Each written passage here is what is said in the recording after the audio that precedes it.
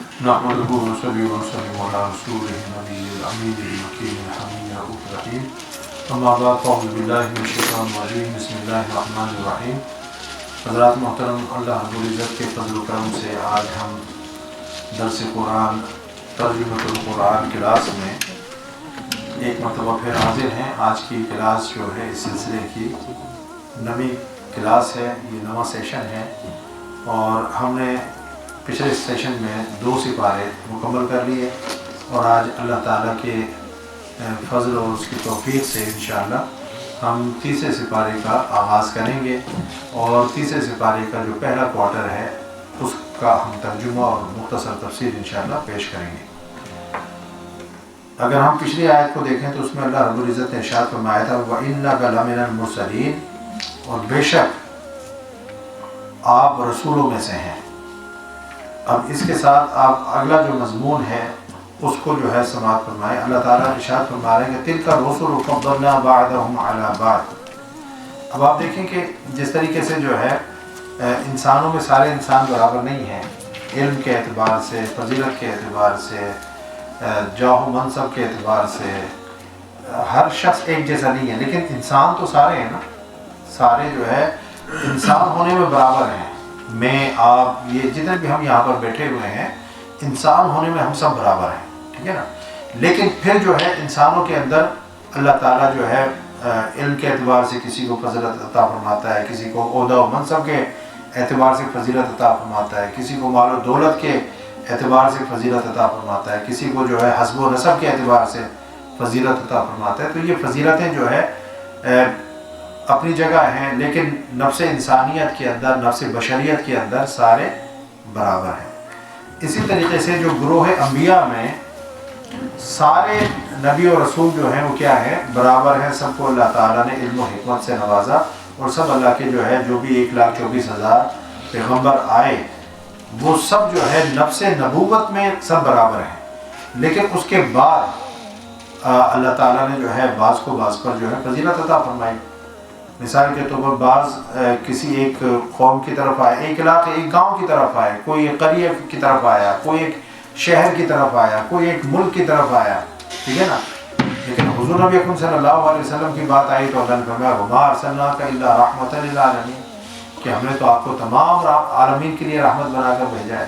اور عالمین کے اندر صرف انسان نہیں ہیں، اس کے اندر جنات بھی ہیں، ان میں ملائکہ بھی ہیں، اور ان میں وہ ساری مخلوقات بھی ہیں جن کو ہم جانتے ہیں اور جن کو ہم نہیں جانتے، اس میں جانور بھی ہیں۔ سب کی طرف اللہ تعالیٰ عالمین کے لیے آپ رحمت بن کر آئے ہیں۔ یا ایھا الناس انی رسول اللہ الیکم جمیعا، اے انسانوں میں تم سب کی طرف جو ہے رسول بن کر آیا ہوں۔ بعثت الی خلق کافہ، اللہ نے مجھے تمام مخلوق کی طرف جو ہے مبعوث فرمایا ہے۔ تو مقصد یہ کہ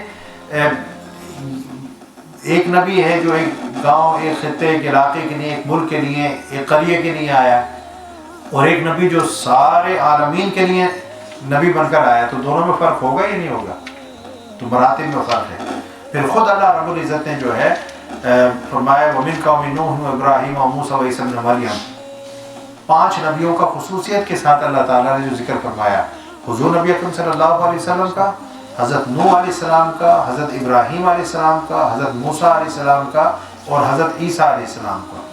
تو جتنے بھی 1,24,000 گروہ انبیاء میں سے جو نبی اور پیغمبر ہیں، ان میں 5 یہ جو نبی ہیں یہ سب سے افضل و اعلیٰ ہے، اور اس میں ہمارے نبی صلی اللہ علیہ وسلم جو ہے چونکہ وہ سارے نبیوں اور رسولوں کے سردار ہیں تو وہ سب سے افضل و اعلیٰ ہے۔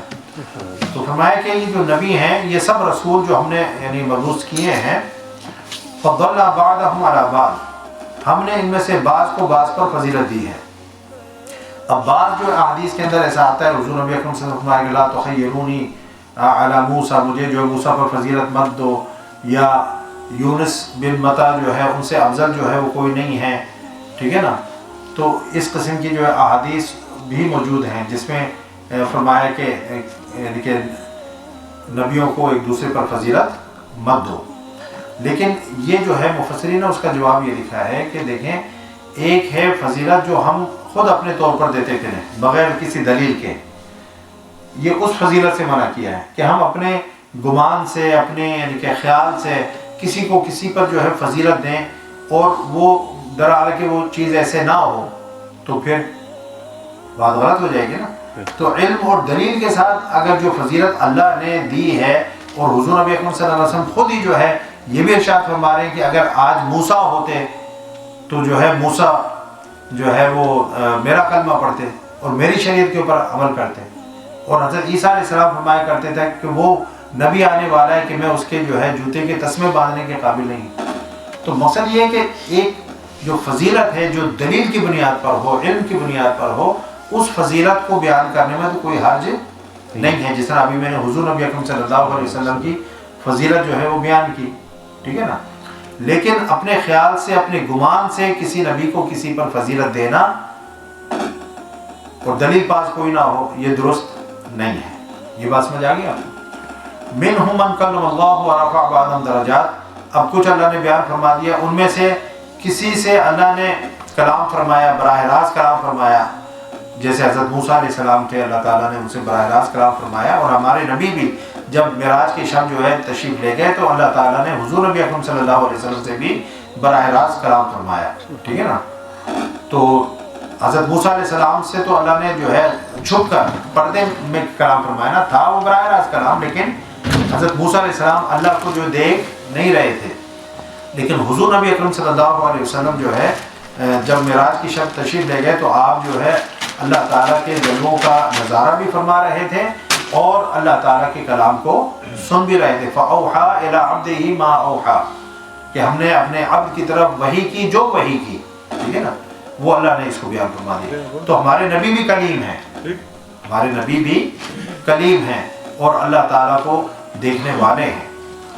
وَرَفَعَ بَعْضَهُمْ درجات، اور کسی کو جو ہے درجات میں فوقیت دی، سب پر فوقیت دی. اب یہ میں نے آپ کو بتا دیا کہ ہر ایک کا جو ہے اپنا اپنا ایک درجہ ہے، اپنا اپنا ایک مقام ہے. نفس نبوت میں سارے برابر ہیں اور ان سب میں، اب جس طرح حضرت ابراہیم علیہ السلام جو ہے بنی اسرائیل کے جد اعلیٰ ہیں، سارے جتنے بھی نبی ہوئے بنی اسرائیل میں سب کا نسب جو ہے حضرت ابراہیم علیہ السلام کی طرف جا کر ملتا ہے. حضرت نوح علیہ السلام کو جو ہے آدم ثانی کہا جاتا ہے کیونکہ طوفان نوح کے بعد ایک پھر نئی دنیا اللہ تعالیٰ نے جو ہے آباد فرمائی اور حضرت نوح علیہ السلام سے جو ہے وہ پھر سلسلہ آگے چلا تو ان کو آدم ثانی جو ہے کہا جاتا ہے. تو اس طریقے سے جو حضرت موسیٰ علیہ السلام ایک بہت برگزیدہ اور اولو العزم جو ہے پیغمبر اور نبی ہوئے، ان کو اللہ تعالیٰ نے تورات جیسی کتاب بھی عطا فرمائی. پھر حضرت عیسیٰ علیہ السلام ہے. تو مقصد یہ کہ ایک دوسرے کے یعنی کہ درجات ہیں، ہر ایک کے جو ہے اپنا ایک درجہ ہے. وَآتَيْنَا عِيسَى ابْنَ مَرْيَمَ الْبَيِّنَاتِ وَأَيَّدْنَاهُ بِرُوحِ الْقُدُسِ. اب یہ بھی ایک فضیلت والی بات ہے کہ اللہ تعالیٰ جو ہے فرما رہا ہے کہ اور کسی کو درجات میں سب پر فوقیت دی، یعنی حضور نبی اکرم صلی اللہ علیہ وسلم کو جملہ درجات میں سب پر بلندی عطا فرمائی. من حیث المجموع جو ہے من حیث الکل حضور نبی اکرم صلی اللہ علیہ وسلم کو سب پر فضیلت دی. اور ہم نے مریم کے فرزند عیسیٰ کو واضح نشانیاں عطا کی. وہ نشانیاں کیا تھیں؟ حضرت عیسیٰ علیہ السلام جو ہے پنگوڑے کے اندر، جبکہ بچہ جو ہے وہ بولتا نہیں ہے، ایک وقت کی بات بولتا ہے. جب حضرت عیسیٰ علیہ السلام جو ہے وہ پیدا ہوئے اور قوم دوڑی آئی اور انہوں نے کہا کہ مریم ہم تمہیں جو ہے پاک باز سمجھتے تھے، یہ کیا ہے، یہ بچہ یعنی کہ بغیر باپ کے یہ ہو گیا ہے. تو انہوں نے کہا کہ میں تو روزے سے ہوں، اس بچے سے پوچھو کہ بچہ کیا جواب دے گا. تو اللہ تعالیٰ نے جو ہے ان کو قوت گویائی عطا کی اور انہوں نے کہا انی عبداللہ، میں اللہ کا بندہ ہوں. انی عبداللہ آتانی الکتاب، مجھے اللہ نے کتاب عطا فرمائی. وجعلنی نبیا، اور اللہ تعالیٰ نے مجھے جو ہے نبی بنایا ہے.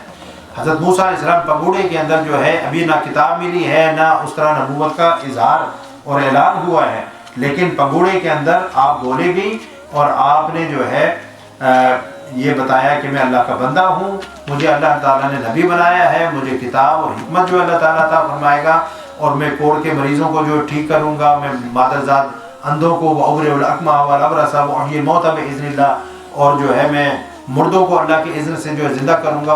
وَأُنَبِّئُكُم بِمَا تَأْكُلُونَ وَمَا تَدَّخِرُونَ فِي بُيُوتِكُمْ، اور تمہیں میں باخبر کروں گا کہ تم کیا یعنی کہ گھر میں تم کیا کوئی کھا کر آیا ہے تو اس کے بارے میں بھی آپ بتا دیتے تھے. جو گھر میں کوئی ذخیرہ کرتا تھا، ہورڈنگ کرتا تھا، ذخیرہ کرتا تھا، اس کے بارے میں بھی جو ہے آپ بتا دیتے تھے. برس کا کوئی مریض ہوتا تھا، اس کو ہاتھ لگاتے تھے تو وہ شخص جو ہے کوڑ کا مریض وہ ٹھیک ہو جاتا تھا.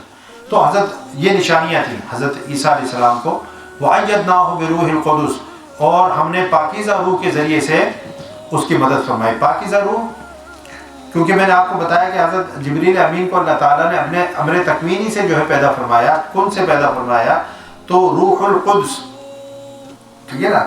تو یہ نسبت جو ہے, جس طرح حضرت عیسیٰ علیہ السلام کو روح اللہ کہا, اسی طرح حضرت جبریل امین جو ہے وہ روح القدس بھی ہیں, روح الامین بھی ہیں. یہ دونوں ان کے ٹائٹل ہیں, روح القدس اور روح الامین.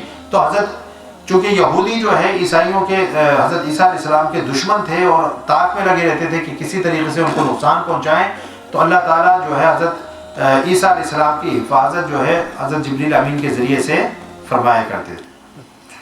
وَلَوْ شَاءَ اللَّهُ مَا اقْتَتَلَ الَّذِينَ مِن بَعْدِهِم مِّن بَعْدِ مَا جَاءَتْهُمُ الْبَيِّنَاتُ وَلَٰكِنِ اخْتَلَفُوا فَمِنْهُم مَّنْ آمَنَ وَمِنْهُم مَّنْ كَفَرَ وَلَوْ شَاءَ اللَّهُ مَا اقْتَتَلُوا وَلَٰكِنَّ اللَّهَ يَفْعَلُ مَا يُرِيدُ. ہم پیچھے پڑھ چکے ہیں کہ اللہ تعالیٰ نے فرمایا کان الناس امۃ واحدہ, کہ شروع میں جو ہے انسان سب ایک تھے, ایک ہی راستے پر تھے, ایک ہی پیج کے اوپر تھے, ان میں کوئی اختلاف نہیں تھا, نہ عقیدے کا اختلاف تھا, نہ عمل کا اختلاف تھا, سب ایک ہی راستے کے اوپر تھے. لیکن پھر آہستہ آہستہ شیطان نے بھی تو اپنا کام دکھانا تھا نا, اس نے ان کے درمیان جو ہے وہ عقیدے کے اندر بھی اختلاف ڈالنا شروع کر دیا, عمل میں بھی ڈالنا شروع کر دیا, اور لوگ جو ہے مختلف راستوں پر چلنے لگے, شیطانی راستوں پر بھی چلنے لگے. تو اللہ تعالیٰ جو ہے ارشاد فرما رہا ہے کہ اگر اللہ چاہتا, اب بات یہ ہے کہ جب کان الناس امۃ واحدہ, کہ سارے لوگ جو ہے ایک راستے پر تھے شروع میں, تو کس نے ایک راستے پر رکھا تھا؟ اللہ نے ان کو ایک راستے پر پیدا فرمایا تھا. تو کیا اللہ جو ہے بعد میں بھی ان کو ایک راستے پر نہیں رکھ سکتا تھا؟ اگر چاہتا تو کسی کی مجال تھی کہ وہ حکم عدولی کرتا یا کوئی دوسرا راستہ اختیار کرتا. جب وہ ایک راستے پر پیدا کر سکتا ہے تو ایک راستے پر چلا بھی تو سکتا ہے نا. لیکن پھر امتحان کس بات کا تھا؟ اگر وہ تو پھر فرشتے بھی جو ہے اللہ کے حکم کی نافرمانی نہیں کر رہے, تو ان کا تو کوئی نہ امتحان ہے, نہ ان کا کوئی جو ہے یعنی بعد میں کوئی اس سے باس پرس ہوگی ان کے اعمال کی, ٹھیک ہے نا. تو ہماری جو بعد میں جو باس پرس ہونی ہے, ہمارا جو حساب کتاب ہونا ہے, وہ اسی لیے ہے نا کہ ہمیں عمل میں چوائس دی ہے, ہمیں آپشن دی ہے کہ آپ اس راستے پر چلیں, یعنی کہ رحمان کے راستے پر چلیں یا شیطان کے راستے پر چلیں. تو اگر اللہ اپنی طاقت استعمال کرتا تو کسی کی مجال نہیں تھی کہ وہ کوئی دوسرا راستہ اختیار کرتا, پھر تو سب ہی ایک راستے پر ہوتے. تو پھر جو ہے کون دل سے جو ہے سچا ہے یا نہیں ہے, کون مومن ہے یا نہیں ہے, کون منافق ہے کون کافر ہے اندر سے, یہ پتہ کیسے لگتا؟ یہ پتہ تبھی لگا نا جب فریڈم آف چوائس تھی.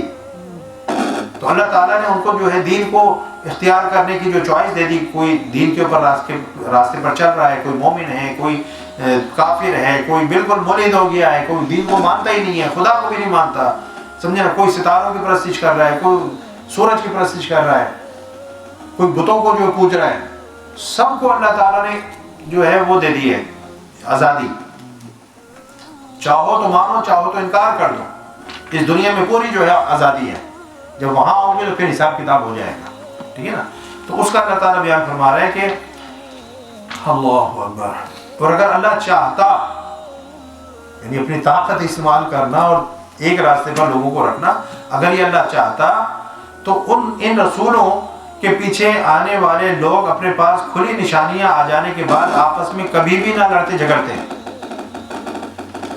اب یہاں سے جو اللہ تعالیٰ اپنے نبی صلی اللہ علیہ وسلم کو بھی جو ہے ایک دیکھیں کتنے پیارے انداز میں میسیج دے دیا کہ پہلے بھی کبھی ایسا نہیں ہوا کہ ایک نبی جو ہے اللہ کا پیغام لے کر آیا اور پوری کی پوری قوم نے جو ہے اس نبی کو مان لیا ہو, سارے کے سارے ایمان لے آئے ہوں.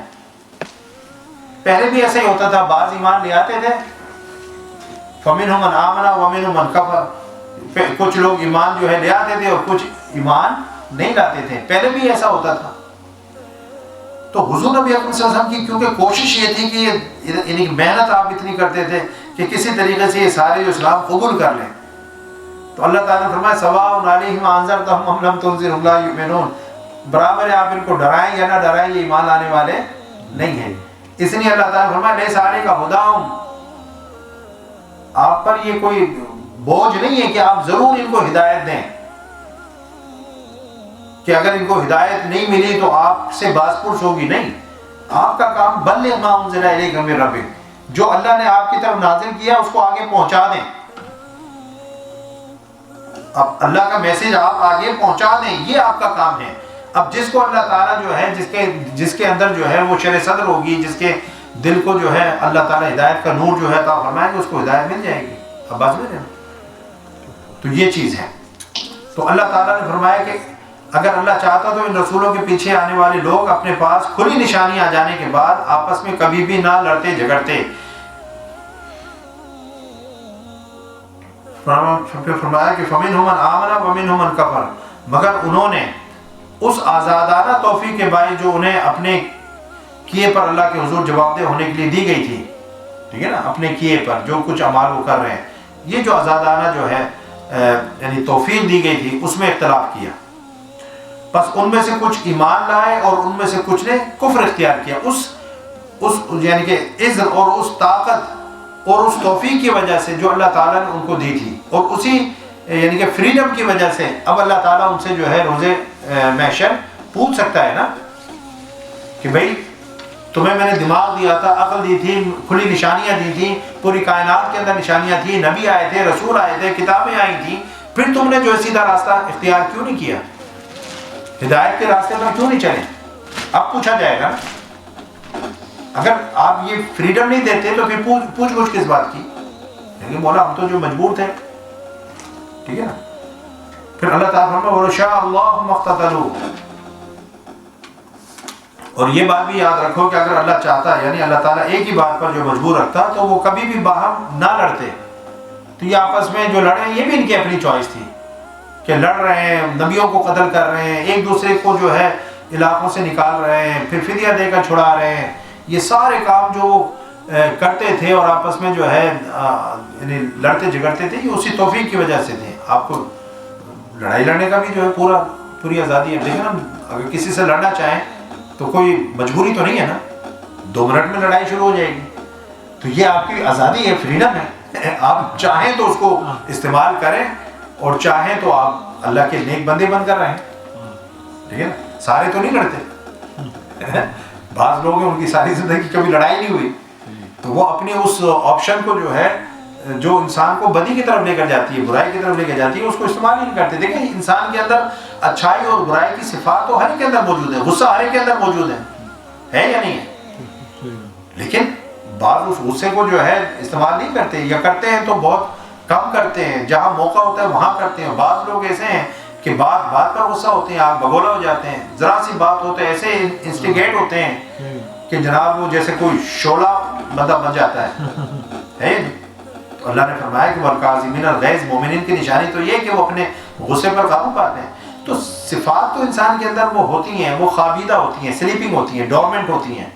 ٹھیک ہے نا، آپ جب چاہیں وہ اپنی اس صلاحیت کو اویک کر لیں استعمال کر لیں. لیکن جو اچھے لوگ ہوتے ہیں وہ نیک صفات کو یعنی کہ ان کے اندر نیک صفات غالب ہوتی ہیں، نیک صفات کا غلبہ ہوتا ہے، اور جو مذموم صفات ہوتی ہیں وہ ان کے اوپر قابو پا لیتے ہیں.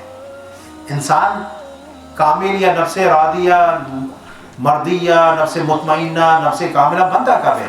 یہی تو محنت ہے کہ نفس امارہ تھا، پھر نفس لوامہ جو ہے بنا، پھر کرتے کرتے جو ہے ایک وقت آیا کہ نفس راضیہ مردیہ بنا. تو یہی تو صفات تھیں جو انسان کو نفس امارہ تھی تو وہ اکسا رہی تھی کہ وہ اپنے خواہشات کے پیچھے اندھا دھند بھاگے جا رہا ہے. تو اس کا نفس جو ہے اس کو حکم دیتا آ رہا ہے کہ من اتخذ الہہ ہوا، یعنی کہ کیا تم نے اس شخص کو نہیں دیکھا جس نے اپنے نفس کو اپنا خدا بنا لیا ہے؟ یعنی جس طرح اللہ کے حکم کی جو ہے ایک عزت ہونی چاہیے اور احترام ہونا چاہیے اور اس کو ماننا چاہیے، وہ انسان اپنے نفس کی بات مان رہا ہے اس طریقے سے. تو یہ جو ہے، تو اللہ نے فرمایا کہ وَلَكِنَّ اللَّهَ يَفْعَلُ مَا يُرِيدُ، لیکن اللہ جو چاہتا ہے کرتا ہے. یعنی اللہ تعالیٰ لوگوں کو اپنے فیصلہ کرنے کی آزادی جو ہے عطا فرماتا ہے، اور جب آزادی دے دی تو پھر ان اعمال کا جو وہ کریں گے چاہے اچھے یا برے، ان کو اس کا ذمہ دار بھی ٹھہراتا ہے. ٹھیک ہے نا، اچھے کیا ہے تو اس کا پھل ملے گا، برے کیے ہیں تو بھی ذمہ دار ٹھہرو گے، اور آپ مکر نہیں سکتے، کیونکہ فَمَن يَعْمَلْ مِثْقَالَ ذَرَّةٍ خَيْرًا يَرَهُ وَمَن يَعْمَلْ مِثْقَالَ ذَرَّةٍ شَرًّا يَرَهُ، کہ ذرہ برابر کوئی نیکی کا کام کیا ہوگا وہ بھی انسان دیکھ لے گا، اور برائی کا کیا ہوگا وہ بھی دیکھ لے گا. کوئی چیز وَمَا تُقَدِّمُوا لِأَنفُسِكُم مِّن خَيْرٍ تَجِدُوهُ عِندَ اللَّهِ، جو بھی نیکی کا خیر کا کام تم کر کے آگے کے لیے بھیجو گے اللہ کے پاس اس کو پاؤ گے، تو سب چیزیں جو ہے پتہ لگ جائیں گی۔ پھر اللہ تعالیٰ نے جو ہے پیچھے چونکہ قتال کا ذکر آ گیا تھا، آگے جو دو چیزیں ہیں، وجاہدوا باموالکم وانفسکم، اپنے مالوں کے ساتھ اپنے جانوں کے ساتھ اللہ کی راہ میں جہاد کرو۔ یہ دونوں کام بہت مشکل ہے، اپنی جان کو اللہ کی راہ پر لگانا یہ بھی بہت مشکل کام ہے، اور اپنے جو ہے یعنی کہ مال کو اللہ کی راہ میں خرچ کرنا یہ بھی جو ہے بہت، کیونکہ اللہ تعالیٰ نے جان کی بھی محبت بہت زیادہ رکھ دی ہے اور مال کی محبت بھی رکھ دی ہے۔ زُيِّنَ لِلنَّاسِ حُبُّ الشَّهَوَاتِ مِنَ النِّسَاءِ وَالْبَنِينَ وَالْقَنَاطِيرِ الْمُقَنطَرَةِ مِنَ الذَّهَبِ وَالْفِضَّةِ وَالْخَيْلِ الْمُسَوَّمَةِ وَالْأَنْعَامِ وَالْحَرْثِ ذَلِكَ مَتَاعُ الْحَيَاةِ الدُّنْيَا وَالْآخِرَةُ عِندَ رَبِّكَ لِلْمُتَّقِينَ۔ تو یہ ساری محبتیں، عورت کی محبت، مال کی محبت، جاہ و منصب کی محبت، مال مویشیوں کی محبت، کھیتی باڑی کی محبت، پھلوں کی محبت، آل اولاد کی محبت، گھوڑوں کی محبت، یہ ساری محبتیں جو ہے اللہ تعالیٰ نے انسان کے دل میں رکھ دی ہیں۔ لیکن اب دیکھنا یہ ہے کہ اللہ اس کے پیرالل جو اللہ اس کے رسول کی اس کے دین کی محبت ہے، اب کون سی محبت غالب آتی ہے؟ یہ ہے مومن ہوگا تو یہ ساری محبتیں وہ پیچھے رکھے گا، اللہ اس کے رسول اور دین کی محبت غالب ہوگی، اور فاسق و فاجر ہوگا، کافر ہوگا تو وہ دنیا کے اندر چھپ جائے گا۔ اسی لیے فرمایا کہ دنیا جنت للکافر وسجن للمؤمن، کہ دنیا جو ہے وہ کافر کے لیے جنت ہے اور مومن کے لیے قید خانہ ہے۔ تو اب فرمایا یا ایھا الذین آمنوا، اے ایمان والو، انفقوا، خرچ کرو، مما رزقناکم، اس میں سے جو ہم نے تمہیں دیا ہے۔ بار بار یہ بات کہی جا رہی جو ہم نے تمہیں دیا ہے، انفقوا مما رزقناکم۔ اب رزق کی تعریف بھی آپ سن رہے ہیں، رزق صرف پیسے کو نہیں بولتے، منی کو رزق نہیں بولتے، رزق کی تعریف بہت وسیع ہے، ہر وہ چیز جو اللہ تعالیٰ نے آپ کو عطا فرمائی ہے، علم عطا فرمایا ہے، دولت عطا فرمائی ہے، طاقت عطا فرمائی ہے، کوئی اسکل عطا فرمائی ہے، ٹھیک ہے نا، وقت عطا فرمایا ہے، تو فرمایا کہ جو تمہیں عطا کیا ہے یہ سب رزق ہے، ٹھیک ہے نا، ان کو اللہ کی راہ میں لگا۔ اگر وقت تمہارے پاس ہے دین کے لیے وقت دو، طاقت ہے کوئی کام کرنا ہے دین کا، اپنی طاقت سے جو ہے طاقت کو اس میں لگاؤ، کوئی اسکل دی ہے تو اپنی، اب دیکھیں نا اب یہ آپ کیمرہ لے کر بیٹھے ہوئے ہیں تو یہ آپ ایک کام ہی کر رہے ہیں نا، ریکارڈ کر رہے ہیں، تو مقصد یہ ہے کہ ہو سکتا ہے اوروں کے پاس بھی کسی کے پاس کیمرے ہوں، لیکن آپ کے ذہن میں کیوں یہ بات آئی؟ میں نے تو آپ کو نہیں کہا تھا، یہ آفر بھی آپ نے خود کی ہے یا نہیں؟ آپ خود ان سارے یعنی کہ دروس کی ریکارڈنگ کر رہے ہیں، کیمرہ کیا صرف آپ ہی کے پاس دنیا کے اندر ایک ہی بنا تھا؟ ان میں سے بہت ساروں کے پاس ہوگا، جو یہاں نہیں آ رہے ان کے پاس بھی ہوں گے، ہیں جی، میں ایک بات کر رہا ہوں۔ تو ہر وہ چیز جو آپ کر سکتے ہیں، what ever you can do, ٹھیک ہے نا، ڈو اٹ، یہ ہے اللہ کے دیے ہوئے رزق میں سے خرچ کرنا۔ ٹائم ہے، اب کبھی میں اس کو کہتا ہوں مناظر کو مسجد کا دروازہ کھول دیں، یہ کر دیں، ڈیلیوری آ رہی ہے، بنا کر دیں، ٹائم لگتا ہے نا۔ اس دن کتنے باکس آئے یہاں پر جو ہے، سارے اس نے اتروائے بھی اور اٹھا کر جو ہے اندر مسجد کے اندر بھی رکھے۔ یہ انکار بھی کر سکتا تھا، کہہ سکتا تھا رحمت صاحب میرے پاس ٹائم نہیں ہے۔ یہی تو امتحان ہے کہ اللہ نے جو آپ کو وقت دیا ہے، جو صلاحیت دی ہے، جو آپ کر سکتے ہیں وہ تو آپ کریں نا۔ یا ایھا الذین آمنوا انفقوا مما رزقناکم من قبل، اس وقت کے آنے سے پہلے، اس وقت کے آنے سے پہلے، اس دن کے آنے سے پہلے، ان ساعتوں اور ان لمحات کے آنے سے پہلے، ان یاتی یوم لا بیع فیہ ولا خلۃ ولا شفاعہ، اللہ اکبر، اس دن کے آنے سے پہلے کہ جس دن میں نہ کوئی خرید و فروخت ہوگی۔ یہ خرید و فروخت سب یہاں پر ہے، دنیا کے اندر ہے، ٹھیک ہے نا۔ اللہ نے فرمایا کہ وہ کیسے بدبخت لوگ ہیں جنہوں نے جو ہے آخرت کے بدلے جو ہے دنیا کا سودا خرید لیا ہے۔ اگر جو ہے اچھی، ومن الناس من یشری نفسہ ابتغاء مرضات اللہ، اور ان لوگوں میں سے ایسے بھی ہیں جو ہے اپنے نفس کو اللہ کی رضا کے لیے بیچ دیتے ہیں، یہ بھی تو ایک سودا ہے نا، خرید و فروخت ہے۔ اللہ نے فرمایا کہ خرید و فروخت کرنے والے بھی جو ہے، ان اللہ اشتری من المؤمنین انفسهم واموالهم بان لهم الجنہ، یہ آیتیں ہیں ساری قرآن کی۔ بے شک ہم نے مومنین کی جانوں کو، ان کی مالوں کو جو ہے جنت کے عوض خرید لیا ہے، تو مومنین اپنے جانوں کو، اپنے مالوں کو جنت کے عوض بیچ چکے۔ ان اللہ اشتری، ماضی کا جو ہے وہ یعنی کہ صیغہ ہے، خریدے گا نہیں، خرید لیا ہے اللہ نے، مومنین کی جانوں اور مالوں کو جنت کی عوض خرید لیا ہے. تو اب جو اپنی جان کو اور مال کو اللہ کی راہ میں نہیں لگاتا، اس کا مطلب یہ ہے کہ وہ ان مومنین کی لسٹ میں اور فہرست میں شامل نہیں ہے جنہیں اللہ نے خریدا ہے. جس کو دیکھو کہ اپنی جان اور اپنا مال اللہ کی راہ میں لگا رہا ہے، وہ اس خوشخبری کا مصداق ہے جی، اس کو خرید لیا اللہ نے. اور جو نہیں لگا رہا وہ بے شک اپنے آپ کو مومن کہلاتا پھرے، لیکن وہ اس لیول کا مومن، اس کیٹیگری کا مومن نہیں ہے جس کے جان اور مال کو اللہ نے خریدا. تو یہ ذرا دیکھیں، کوئی خرید و فروخت نہیں ہوگی.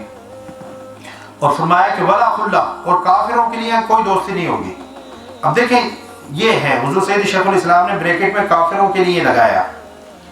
کیوں؟ کیونکہ جو مومنین ہوں گے وہ تو جو متقی ہوں گے ان کی دوستی تو کام آئے گی. قرآن نے خود کہہ دیا جب الاخلاء یومئذ بعضهم لبعض عدو الا المتقین، کہ بعض دوستوں کے دشمن ہوں گے، دوست کا دشمن ہوگا وہاں پر، الا المتقین. ان کو اللہ نے اس کا استثناء کر دیا ہے، ایگزیپٹ کر دیا ہے. یہ متقین کی بات نہیں ہو رہی کہ وہ وہاں پر منہ پھیریں گے، وہ وہاں پر جو ہے لفٹ نہیں کرائیں گے. نہیں، متقین تو جو ہے گلے سے لگائیں گے. یہ جو دنیا میں آپ سنگتیں بناتے ہیں، اللہ والوں کے ساتھ جو ہے اپنے تعلق کو جوڑتے ہیں، اگر وہ بھی قیامت میں جا کر ہی کہیں گے بھئی ہم تمہیں نہیں جانتے، تو پھر فائدہ کیا ہوا؟ تو اللہ نے خود قرآن میں بیان فرما دیا کہ دوستوں کے دشمن ہوں گے، لیکن جن کی دوستی تقویٰ کی بنیاد پر ہوگی، اللہ کی محبت کی بنیاد پر ہوگی، رضا الہی کی بنیاد پر ہوگی، وہ دوستیاں تو کام آئیں گی نا. وہ کیسے منہ موڑیں گے؟ ٹھیک ہے نا. پھر فرمایا کہ ولا شفاعہ، یعنی کافروں کے لیے کوئی دوستی جو ہے کارآمد نہیں ہوگی. نہ انبیاء ان کے لیے سفارش کریں گے، نہ اولیاء ان کے لیے سفارش کریں گے. اور کافر کی کیا سفارش کرے گا؟ نہ اس کی سفارش مانی جائے گی، نہ اس کی سفارش مانی جائے گی. ادھر سے بھی مائنس، ادھر سے بھی مائنس. ٹھیک ہے نا. پھر فرمایا کہ ولا شفاعہ، اور نہ کوئی سفارش کافروں کے لیے. مومنین کی بات نہیں ہو رہی یہاں پر. کافروں کے لیے کی نہ دوستی کوئی کام آئے گی، اور نہ ان کے لیے جو ہے کوئی شفاعت. شفاعت کیا ہوتی ہے؟ کسی کی جو ہے ریکویسٹ کرنا کہ اس کو جو ہے بخش دیا جائے یا اس کے عذاب میں تخفیف کر دی جائے، یہ جو ہے شفاعت ہے. والکافرون هم الظالمون، اور یہ کفار ہی ظالم ہے. دیکھا اللہ تعالیٰ نے آخر میں بیان بھی کفار کا ہی فرمایا، والکافرون هم الظالمون، اور یہ کفار ہی ظالم ہیں. اب ہمارے مسلمانوں میں سے ایک ایسے لوگ ہیں جو اس قسم کی آیتوں کو لے کر پھر مسلمانوں پر جو اس کو چسپا کرتے ہیں کہ دیکھو قیامت کے اندر اللہ خود فرما رہے ہیں، نہ وہاں پر یہ پیر فقیر کوئی کام نہیں آئیں گے. اس طرح لکھتے ہیں، قرآن کی تفسیر لکھ رہے ہیں، لیکن تفسیر میں اپنا جو ہے وہ آئیڈیالوجی اس کے اندر جو ہے ڈال رہے ہیں کہ وہاں پر کوئی یہ پیر فقیر کام نہیں آئیں گے، ان کی دوستیاں کام نہیں آئیں گی، ان کی سفارشیں کام نہیں آئیں گی. مطلب بات کافروں کی ہو رہی ہے اور اس کے اندر پیروں فقیروں کو سب کو جو ہے وہ جس کو کہتے ہیں نا رگڑا دے دیتے ہیں. اللہ مان والا پیس. پھر اللہ تعالیٰ نے اپنی توحید ذات اور صفات کا جو ہے اگلی، جس کو آیت الکرسی ہم بولتے ہیں، اور جس کو حضور نبی اکرم صلی اللہ علیہ وسلم نے جو ہے قرآن پاک کی سب سے افضل آیت قرار دیا. اس میں اللہ تعالیٰ نے اپنی طاقت، اپنی قدرت، اور یہ کہ اللہ تعالیٰ جو ہے بے بس نہیں ہے، محتاج نہیں ہے، اور اللہ تعالیٰ کے اندر کوئی نقص اور کوئی عیب نہیں ہے. اللہ تعالیٰ جو ہے اپنا انٹروڈکشن کروا رہا ہے. اللہ تعالیٰ جو ہے دیکھو نا، ایک ہے کہ ہم اللہ کو دیکھو، اللہ کا انٹروڈکشن اللہ سے بہتر کون کروا سکتا ہے؟ اسی نے اپنا انٹروڈکشن کروانا. قل هو اللہ احد اللہ الصمد لم یلد ولم یولد ولم یکن له کفوا احد. یہ کیا ہو رہا ہے؟ اللہ اپنا انٹروڈکشن پیش کر رہا ہے. تو اللہ کا انٹروڈکشن ہم کیا کروائے؟ ہم تو اس کو دیکھ ہی نہیں سکتے. ہم تو اس کو جو ہے ویسے کوئی ملے ہوئے نہیں ہیں. تو ایک وہ بندہ جو اللہ کو جس نے نہ دیکھا ہے، نہ سنا ہے، نہ اس سے کبھی ملا ہے، وہ انٹروڈکشن کیا کروائے گا؟ تو اللہ نے اپنا انٹروڈکشن جو ہے نبیوں اور کتابوں کے ذریعے سے کروایا. ٹھیک ہے نا. یہ پوری سورہ توحید، اس کو سورہ اخلاص بھی بولتے ہیں اور سورۃ التوحید بھی بولتے ہیں. یہ پوری جو ہے کیا انٹروڈکشن ہے اللہ کا، کہ اللہ ایک ہے، اللہ الصمد، اللہ بے نیاز ہے، نہ وہ اس نے کسی کو جنا، نہ وہ کسی سے جو جنا گیا. یہ ساری اس کی جو صفات ہیں اور اس کا انٹروڈکشن ہے.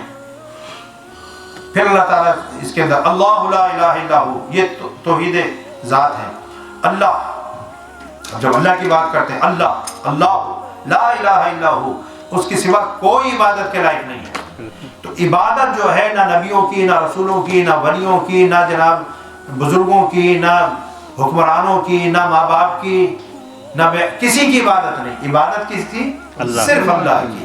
کیوں؟ کیونکہ اس نے خود فرمایا یا ایھا الناس اعبدوا ربکم الذی خلقکم، اے انسانوں اللہ کی عبادت کرو، اپنے رب کی عبادت کرو، الذی خلقکم، جس نے تمہیں پیدا کیا۔ تو پیدا کرنے والا تو کوئی اور ہے ہی نہیں، صرف اللہ ہے، تو عبادت اس کی۔ لیکن پیدائش کا سبب کون بنے؟ والدین۔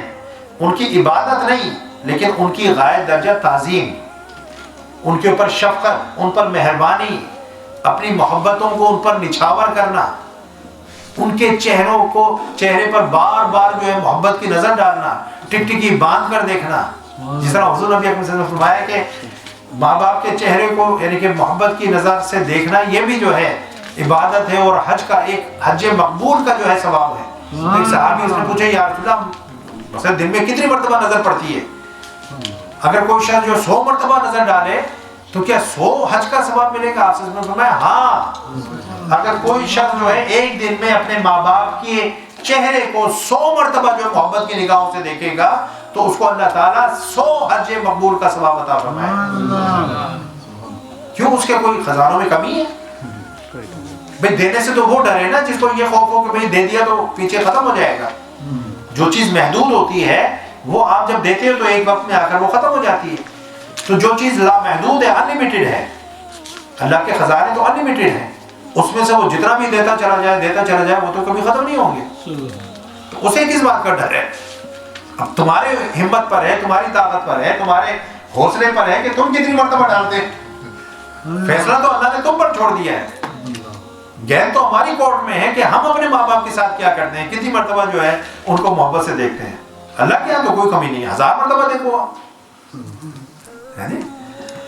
فرمایا کہ الحی القیوم، الحی ہے، ہمیشہ زندہ رہنے والا ہے، یعنی یہ نہیں کہ وہ کبھی نہیں تھا پھر ہوا، عدم سے وجود نہیں، یہ انسان و مخلوق کے لیے، خالق کے لیے نہیں، وہ ہمیشہ سے تھا، ہمیشہ زندہ۔ القیوم، اور قائم رکھنے والا ہے، یعنی سارے عالم کو اپنی تدبیر سے، اپنی پلاننگ سے، اپنی وزڈم سے۔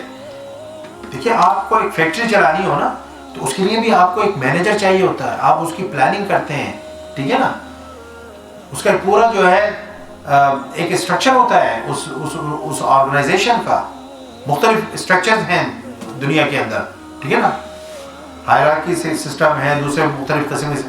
تو کہنے کا مقصد یہ ہے کہ وہ کیا کرتا ہے، وہ چیزوں کو پلان کرتا ہے، کیونکہ چیزیں اگر پلان کے ساتھ نہیں چلیں گی تو وہ پھر بے ترتیب ہو جائیں گی، آؤٹ آف آرڈر ہو جائیں گی۔ تو اللہ تعالیٰ کائنات کو تدبیر کے ساتھ، پلاننگ کے ساتھ قائم رکھنے والا ہے، صرف پیدا کر کے چھوڑ نہیں دیا کہ بھئی اب جیسے چاہو رہو، نہیں، اس کو پورا جو اس نے پلان کیا ہوا ہے۔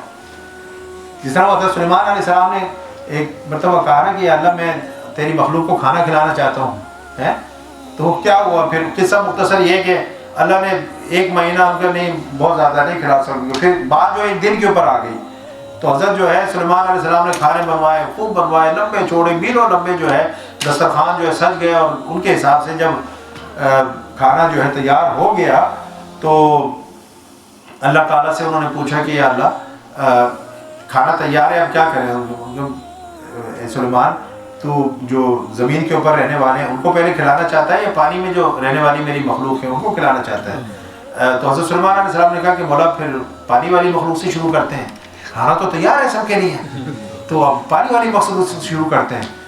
تو اللہ نے کہا ٹھیک ہے، اللہ نے اپنی ایک مچھلی کو حکم دیا، وہ مچھلی آئی اور اس مچھلی نے جناب جو منہ کھولا ہے تو وہ سارا کھانا جناب وہ کھاتی سارا دسترخوان جو میلوں لمبا جو دسترخوان تھا جو ہے وہ مچھلی جو ہے وہ سارا کھا گئی، اور اس کے بعد کہنے لگی سلیمان اور کچھ کیا؟ یہی کچھ تھا، یہ تو میں نے سب کے لیے بنایا تھا، تو اکیلی کھا گئی۔ اس مچھلی نے کہا کہ سلیمان اللہ مجھے یہ میرا ایک نوالا ہے، یہ میرا ایک نوالا ہے، میرا رب مجھے اس جیسے 3 نوالے عطا فرماتا ہے۔ حضرت سلیمان علیہ السلام سمجھ گئے کہ وما بدابۃ فی الارض الا اللہ رزقها، یہ اللہ ہی کی شان ہے کہ وہ زمین پر اور پانی میں اور پہاڑوں کے اندر اور کیڑے جو اندر تک گھسے ہوئے ہیں، زمین کے اندر گھسے ہوئے ہیں، سب کو اللہ تعالیٰ جو ہے رزق عطا فرما رہا ہے۔ اللہ اکبر۔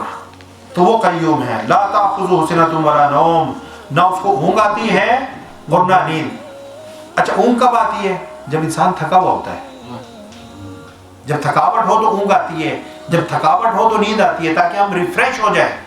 تو اللہ تعالیٰ جو ہے، ہم عیسائیوں جیسے نہیں ہے، ان کی یہودیوں اور عیسائیوں کی کتابوں کے اندر وہ انہوں نے لکھ دیا کہ 6 دن جو ہے اللہ تعالیٰ نے جو ہے زمین و آسمان کو بنایا اور 7ویں دن اس نے آرام کیا۔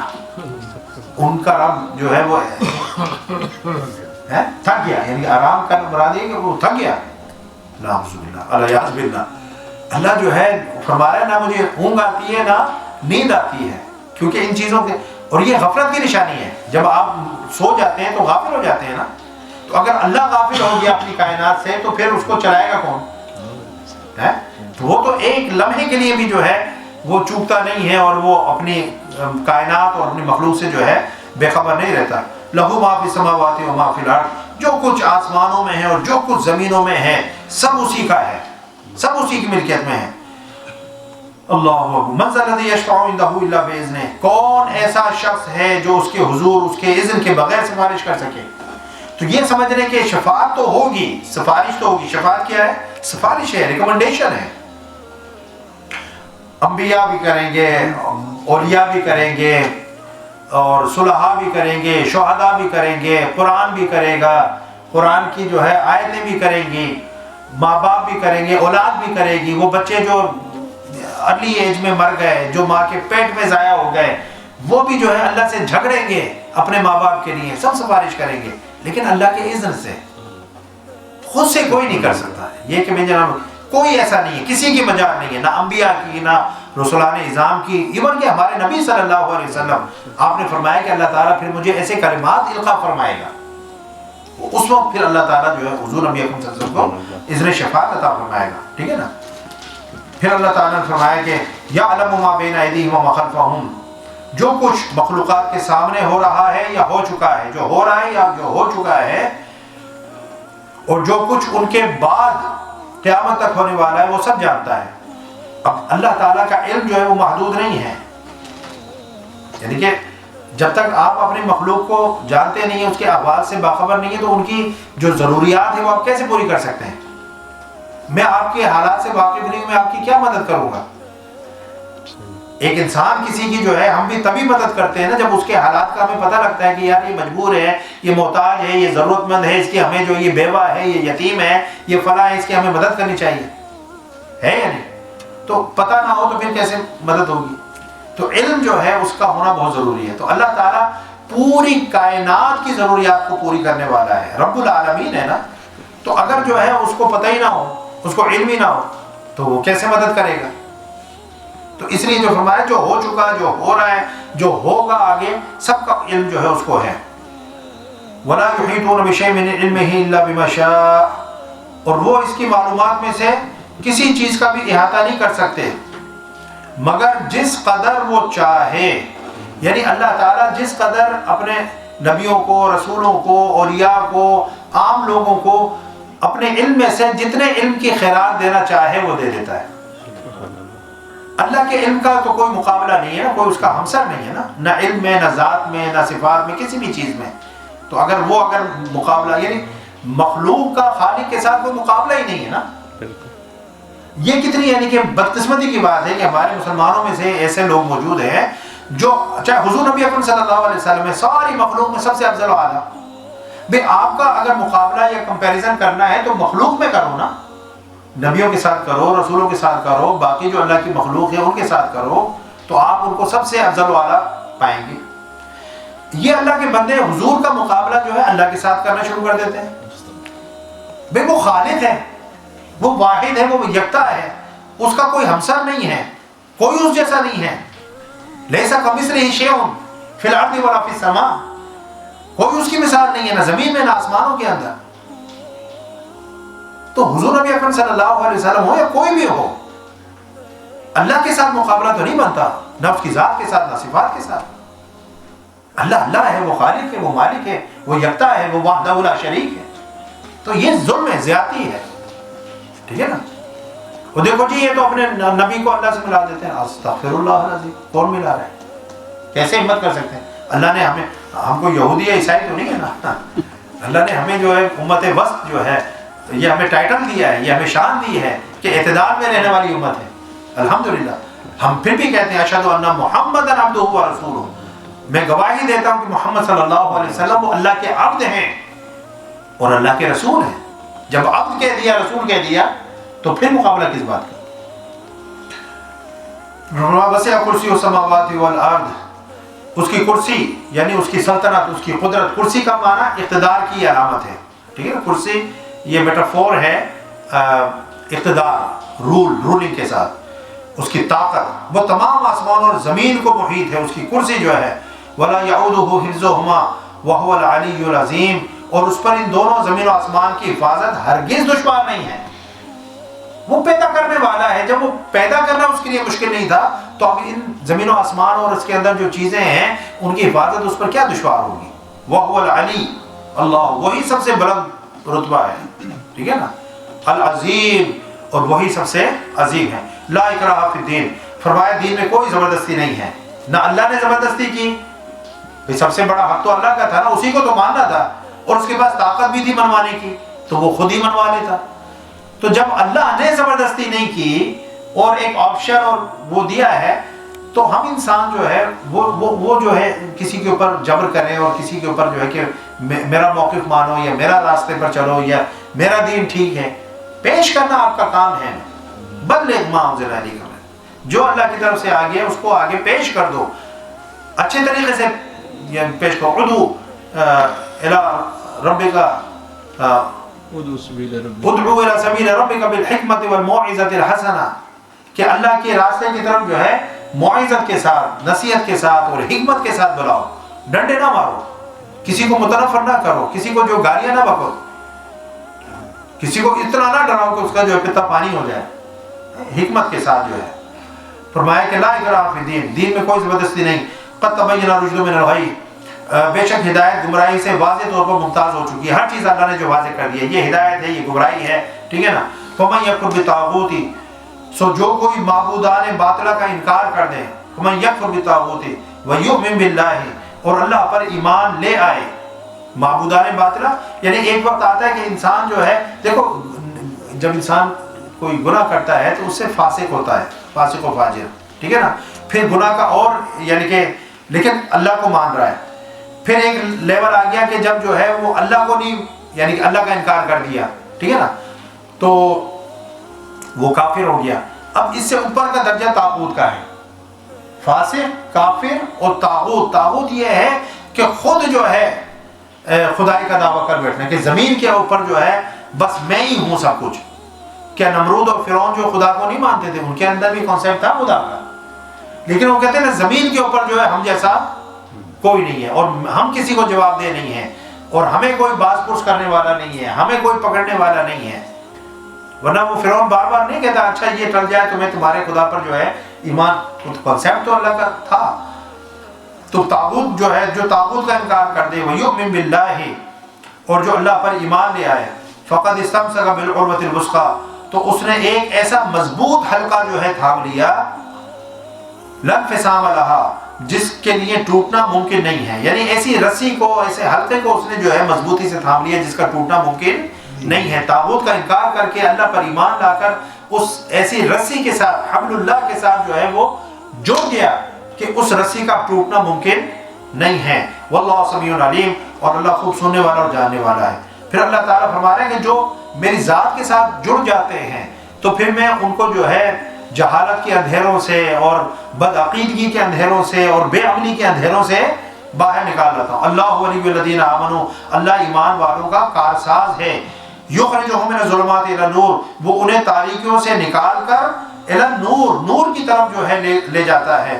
والذین کفروا، اور جو لوگ کافر ہیں، اولیاءہم الطاغوت، اور ان کے جو ہے حمایتی کون ہیں، ان کے سپورٹر کون ہیں، وہ شیاطین ہیں۔ شیطان ان کو جو ہے ان کے دل میں ان الشیطان یعدکم الفقر ویأمرکم بالفحشاء والمنکر، کہ شیطان جو ہے تمہیں فقر کا جو ہے خوف دلاتا ہے کہ پیسے خرچ کرو گے تو فقر ہو جائے گا، غریب ہو جاؤ گے، ٹھیک ہے نا، اور تمہیں بے حیائی کا اور بری باتوں کا جو حکم دیتا ہے۔ تو یہ جو کافروں کے جو دوست ہیں وہ شیاطین ہیں، اور مومنوں کے دوست کون ہیں؟ اولیاء الرحمن ہیں، اور کافروں کے دوست ہیں اولیاء الشیطان ہیں۔ شیطان اکیلا نہیں ہے، اس کے بہت سارے چیلے چماٹے ہیں۔ اسی طرح اللہ تعالیٰ کے جو بندے ہیں جو اللہ کے پیغام کو لوگوں تک پہنچاتے ہیں، تو فرمایا کہ جو لوگ کافر ہیں ان کے حمایتی شیطان ہیں، یخرجہم من النور الی الظلمات، ان کا کام کیا ہے؟ وہ انہیں حق کی روشنی سے نکال کر باطل کی تاریکی کی طرف جو ہے لے جاتے ہیں۔ اولئک اصحاب النار، یہی لوگ جہنمی ہیں، ہم فیہا خالدون، اور وہ اس میں ہمیشہ رہیں گے۔ پھر اللہ تعالیٰ جو ہے ایسے اب طاغوت کی ایک مثال پیش کر رہا ہے اللہ تعالیٰ، وہ جو میں نے کہا نا، جو دنیا میں اپنے آپ کو جو ہے کہیں کہ بس اب ہم پر کوئی نہیں ہے، ہم سب سے اوپر ہیں، اور ہمیں جو ہے مانو اور ہمارے کہے پر چلو، اور ہمیں جو ہے خدا کی طرح جو ہے پوجو، جس طرح نمرود تھا حضرت ابراہیم علیہ السلام کے دور میں، اور جو ہے فرعون تھا حضرت موسیٰ علیہ السلام کے دور میں۔ اب ایک مکالمہ جو ہے اللہ تعالیٰ جو ہے ایسے طاغوت کی ایک مثال جو ہے، اب حضرت ابراہیم علیہ السلام جو ہے ایمان کی علامت ہیں، جو اللہ کے یعنی گروہ میں ہیں، جو ظلمت سے نور کی طرف لے کر آنے والے ہیں، اور ایک طرف نمرود ہے جو نور سے اندھیرے کی طرف لے جانے والا ہے۔ اب اس کا مکالمہ جو ہے، الم تر الی الذی حاج ابراہیم فی ربہ ان آتاہ اللہ الملک، اے حبیب کیا آپ نے اس شخص کو نہیں دیکھا جو اس وجہ سے کہ اللہ نے اسے سلطنت دی تھی، اب سلطنت نے اس کا دماغ خراب کر دیا، وہ پھر گیا خدائی کا دعویٰ کر بیٹھا کہ میں ہی ہوں سب کچھ۔ جس اللہ نے اس کو سلطنت دی تھی تو اس کو شکر گزار ہونا چاہیے تھا۔ اس نے کیا کہا؟ اذ قال ابراہیم ربی الذی یحیی و یمیت، ابراہیم علیہ السلام نے ابراہیم سے خود اپنے رب ہی کے بارے میں جھگڑا کرنے لگا، اور جب ابراہیم نے کہا، یعنی کہ حضرت ابراہیم علیہ السلام سے نمرود اللہ کے بارے میں جھگڑا کرنے لگا جس کو اللہ تعالیٰ نے ملک اور سلطنت عطا فرمائی تھی۔ اب کیا جھگڑا ہو رہا ہے؟ قال اذ قال ابراہیم، جب ابراہیم علیہ السلام نے یعنی کہ دعوت دی اس کو کہ ربی الذی یحیی و یمیت، میرا رب وہ ہے جو زندہ بھی کرتا ہے اور مارتا بھی ہے، زندگی موت دینے والا میرا رب ہے۔ تو اس نے کیا کہا؟ قال انا احیی و امیت، اس نے کہا میں بھی زندہ کرتا ہوں اور مارتا ہوں۔ اس نے ایک بندہ جس کو جو ہے وہ سزا ہو چکی تھی، سزائے موت ہو چکی تھی، لائف جو سینٹنس ہو، ڈیتھ سینٹنس ہو گئی تھی اس نے اس کو چھوڑ دیا، اور ایک بے قصور راہ چلتا ہوا اس کو پکڑ کے جو پھانسی لگا دی۔ اس نے دیکھو اس کے لیے موت کے آرڈر ہو گئے تھے، اس کو میں نے چھوڑ دیا، اس کو میں نے زندہ کر دیا، اور جو زندہ تھا جس کو پھانسی نہیں لگنی تھی اس کو میں نے موت دے دی، تو میں بھی زندگی اور موت دیتا ہوں، تمہارا رب دیتا ہے تو کیا۔ تو حضرت ابراہیم علیہ السلام سمجھ گئے کہ اس کا اوپر کا جو خانہ ہے وہ خالی ہے، اور اس کو کچھ پتہ نہیں ہے کہ زندگی اور موت کا فلسفہ کیا ہے۔ جو میں بات کر رہا ہوں یہ اس بات کو کنسیو ہی نہیں کر پایا ہے۔ آپ نے دیکھیں یہ بھی آپ نے اس کے ساتھ مزید اس بات میں جو بحث نہیں کی، ٹھیک ہے نا، آپ نے اپنی دلیل ہی تبدیل فرما دی۔ آپ نے کہا اس کو جو ہے اس میں جس کا آپ نے کہا اور دلیل ہے نا، کوئی ایک ہی تو نہیں ہے نا، تو ایک کے اوپر آپ اس کے اندر ہی بحث کرتے رہے اور اسی کے اندر جو ہے اس کو کریتے رہے۔ اس میں اس کو تو زندگی موت کے فلسفے کا پتہ نہیں ہے، اس میں بحث کرنے کی ضرورت نہیں، آپ نے ایک اور دلیل دے دی۔ آپ نے فرمایا فإن اللہ یأتی بالشمس من المشرق فأتی بها من المغرب فبہت الذی کفر۔ ابراہیم علیہ السلام نے کہا کہ بے شک اللہ سورج کو مشرق کی طرف سے نکالتا ہے، تو اسے مغرب کی طرف سے نکالنا، فبہت الذی کفر، سو وہ کافر دہشت زدہ ہو گیا۔ اب وہ سمجھ گیا کہ بھئی یہ کام تو میرے بس کا نہیں ہے، مشرق سے سورج کو تو اللہ نکالتا ہے، تو مغرب سے نکال دے، وہی رب ہے جو مغرب سے پھر سورج کو نکالے گا۔ حضرت ابراہیم علیہ السلام نے دلیل دی نا، تو اب سورج تو ویسے جو ہے مشرق سے نکلتا ہے، مغرب سے نہیں نکلتا، لیکن حضرت ابراہیم علیہ السلام نے خدا ہونے کی جو ہے دلیل یہ دی کہ یعنی کہ اگر وہ مغرب سے نکال دیتا تو اللہ جو ہے ایک مرتبہ مغرب سے بھی سورج کو نکالے گا، مشرق سے تو نکلتا ہی ہے، مغرب سے بھی نکالے گا، ٹھیک ہے نا۔ اللہ اکبر، واللہ لا یہدی القوم الظالمین، اور اللہ ظالم قوم کو حق کی راہ نہیں دکھاتا۔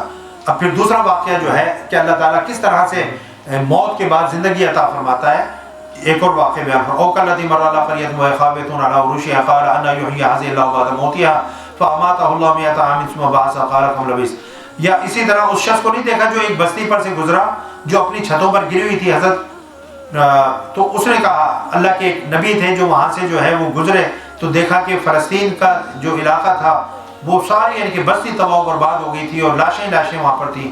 تو اس نے کہا کہ اللہ اس کی موت کے بعد اسے کیسے زندہ فرمائے گا. سو اللہ نے اپنی جو ہے قدرت کا مشاہدہ کرانے کے لیے ان کو 100 برس تک جو ہے مردہ رکھا، 100 ایئرس تک، پھر اسے جو ہے زندہ کیا. اور بعد میں اللہ نے پوچھا کم لبست، تو یہاں جو ہے کتنی دیر ٹھہرا رہا، مرنے کے بعد کتنی دیر ٹھہرا رہا. قال لبست یوما و بعد یوم، تو انہوں نے کہا کہ ایک دن یا ایک دن کا بھی کچھ تھوڑا حصہ. یہ اللہ کے نبیوں میں سے ایک نبی تھے جن کی بات ہو رہی ہے. ایک دن کا ایک حصہ، ایک دن یا ایک دن کا کچھ حصہ. پھر اللہ نے بیان فرمایا قال بل لبثت مئۃ عام، اللہ نے فرمایا کہ تو ایک دن یا اس کا تھوڑا حصہ نہیں بلکہ تو 100 برس جو ہے یعنی کہ اس حالت کے اندر حالت موت کے اندر جو ہے وہ پڑا رہا. فانظر الی طعامک و شرابک لم یتسنہ. اب دیکھیں یہ کھانا اور پینا جو ہے یہ تو گرمی کے اندر جو فریج نہ ہو یہ تو کوئی گھنٹے 2 گھنٹے کے اندر خراب ہو جاتا ہے. اتنی سخت دھوپ کے اندر کھانا تو جلدی ختم ہو جاتا ہے. لیکن جو گدھا ہے اگر مر بھی جائے تو اس کو جو ہے جانور کو گلنے سڑنے میں ٹائم لگے گا نا. تو جو چیز جلدی سڑنے والی تھی وہ 100 سال بعد بھی جو ہے وہ صحیح تھی، فریش تھی. اور جو گدھا تھا جو سواری کا جانور تھا وہ گل سڑ کے بالکل ختم ہو چکا تھا. تو دیکھو اللہ تعالیٰ جس چیز کو جو ہے حیات دینا چاہے رکھنا چاہے برقرار، وہ 100 سال بعد بھی وہ کھانا جو ہے بالکل تر و تازہ تھا. اور وہ اللہ نے فرمایا کہ اپنے کھانے کی طرف اور پینے کی طرف دیکھو، وہ متغیر یعنی باسی نہیں ہوئی. وانظر الی حمارک، اور اب اپنے گدھے کی طرف نظر کر، یعنی اس کی ہڈیاں تک سلامت نہیں رہی تھی. وَلِنَجْعَلَكَ آیَةً لِلنَّاسِ، اور یہ اس لیے کہ ہم تجھے لوگوں کے لیے اپنی قدرت کی نشانی بنا دیں. وانظر الی العظام، اور اللہ نے فرمایا کہ اب ان ہڈیوں کی طرف دیکھ، ہم انہیں کیسے جنبش دیتے ہیں. کیف ننشزها، ہم ان ہڈیوں کو کیسے جنبش دیتے ہیں، کس طرح ان کو موو کرتے ہیں. ثم نکسوها لحما، پھر انہیں جو ہے کس طرح سے گوشت کا لباس پہناتے ہیں. فلما تبین له، اور جب یہ مشاہدہ ہو گیا اور یہ یقین جو ہے، دیکھیں نبی جو ہے ان کو اللہ تعالیٰ علم غیب یعنی کہ غیب پر ایمان لانا یہ تو ہم عام لوگوں کے لیے ہے نا، لیکن چونکہ نبیوں نے اب اللہ کا پیغام لوگوں تک پہنچانا ہوتا ہے تو اللہ تعالیٰ اپنے نبیوں کو مشاہدات سے گزارتا ہے تاکہ ان کو عین الیقین اور حق الیقین حاصل ہو جائے. عام آدمی کے لیے یہ ضروری نہیں ہے، لیکن نبی جس رب کا پیغام لے کر لوگوں کی طرف جا رہے ہیں اللہ ان کو اتنا جزم اور اتنا یقین عطا فرماتا ہے، وہ بالکل اللہ ان کو سب کچھ دکھا دیتا ہے. ٹھیک ہے نا.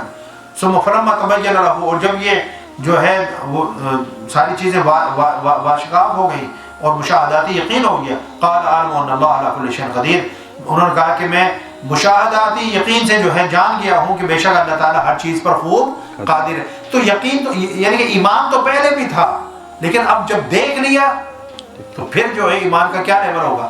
تو یقیناً نبی اور رسول کا ایمان جو ہے اس کا درجہ سب سے بلند ہونا چاہیے، اور وہ تبھی ہوگا جب اللہ تعالیٰ اپنے ان مشاہدات سے ان کو گزارے گا. پھر حضرت ابراہیم علیہ السلام نے جو اللہ کی بارگاہ ریکویسٹ کی، وَإِذْ قَالَ إِبْرَاهِيمُ رَبِّ أَرِنِي كَيْفَ تُحْيِي الْمَوْتَىٰ، اور وہ واقعہ بھی یاد کریں جب ابراہیم علیہ السلام نے عرض کیا میرے رب مجھے دکھا دے کہ تو مردوں کو کس طرح زندہ فرماتا ہے. How do you revive the dead؟ قال اولم تؤمن، تو حضرت اللہ رب العزت نے پوچھا کیا تم یقین نہیں رکھتے. اب دیکھو یعنی کہ غیب پر ایمان نہیں رکھتے. قال بلا، دیکھا وہ تو ہے ایمان تو ہے غیب پر. ولکن لیطمئن قلبی، یعنی کہ میں آنکھوں سے مشاہدہ کر کے اپنے دل کو جو ہے اس یقین کے درجے پر جو مشاہدہ سے حاصل ہوتا ہے اس یقین کے درجے پر اپنے دل کو لے کر جانا چاہتا ہوں. اللہ نے کہا ٹھیک ہے مشاہدہ کرا دیتے ہیں، اس میں کیا بات ہے.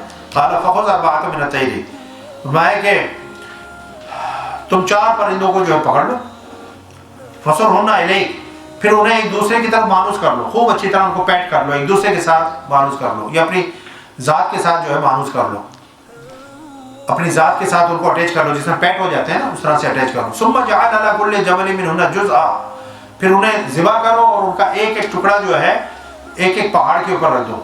ثم ادعوهن، پھر انہیں بلاؤ، جس طرح آپ کا کوئی پیٹ ہوتا ہے آپ اس کو کال کرتے ہیں ٹمی ممی جو بھی جو ہے تو وہ دوڑتا ہوا چلا آتا ہے. سمت اوہنا یاتینک سعیا، فرمایا کہ وہ جو ہے تمہارے پاس دوڑتے ہوئے آ جائیں گے. اب دیکھیں نا ان کو ذبح کیا، ان کے ایک ایک جز مختلف پہاڑوں کے اوپر رکھے، اللہ تعالیٰ نے ان کو جو ہے پھر دوبارہ جو ہے انہی پرندوں کی شکل میں زندہ کیا، اور جب حضرت ابراہیم علیہ السلام نے ان کو بلایا تو وہ دوڑتے ہوئے جو حضرت ابراہیم علیہ السلام کی طرف آئے.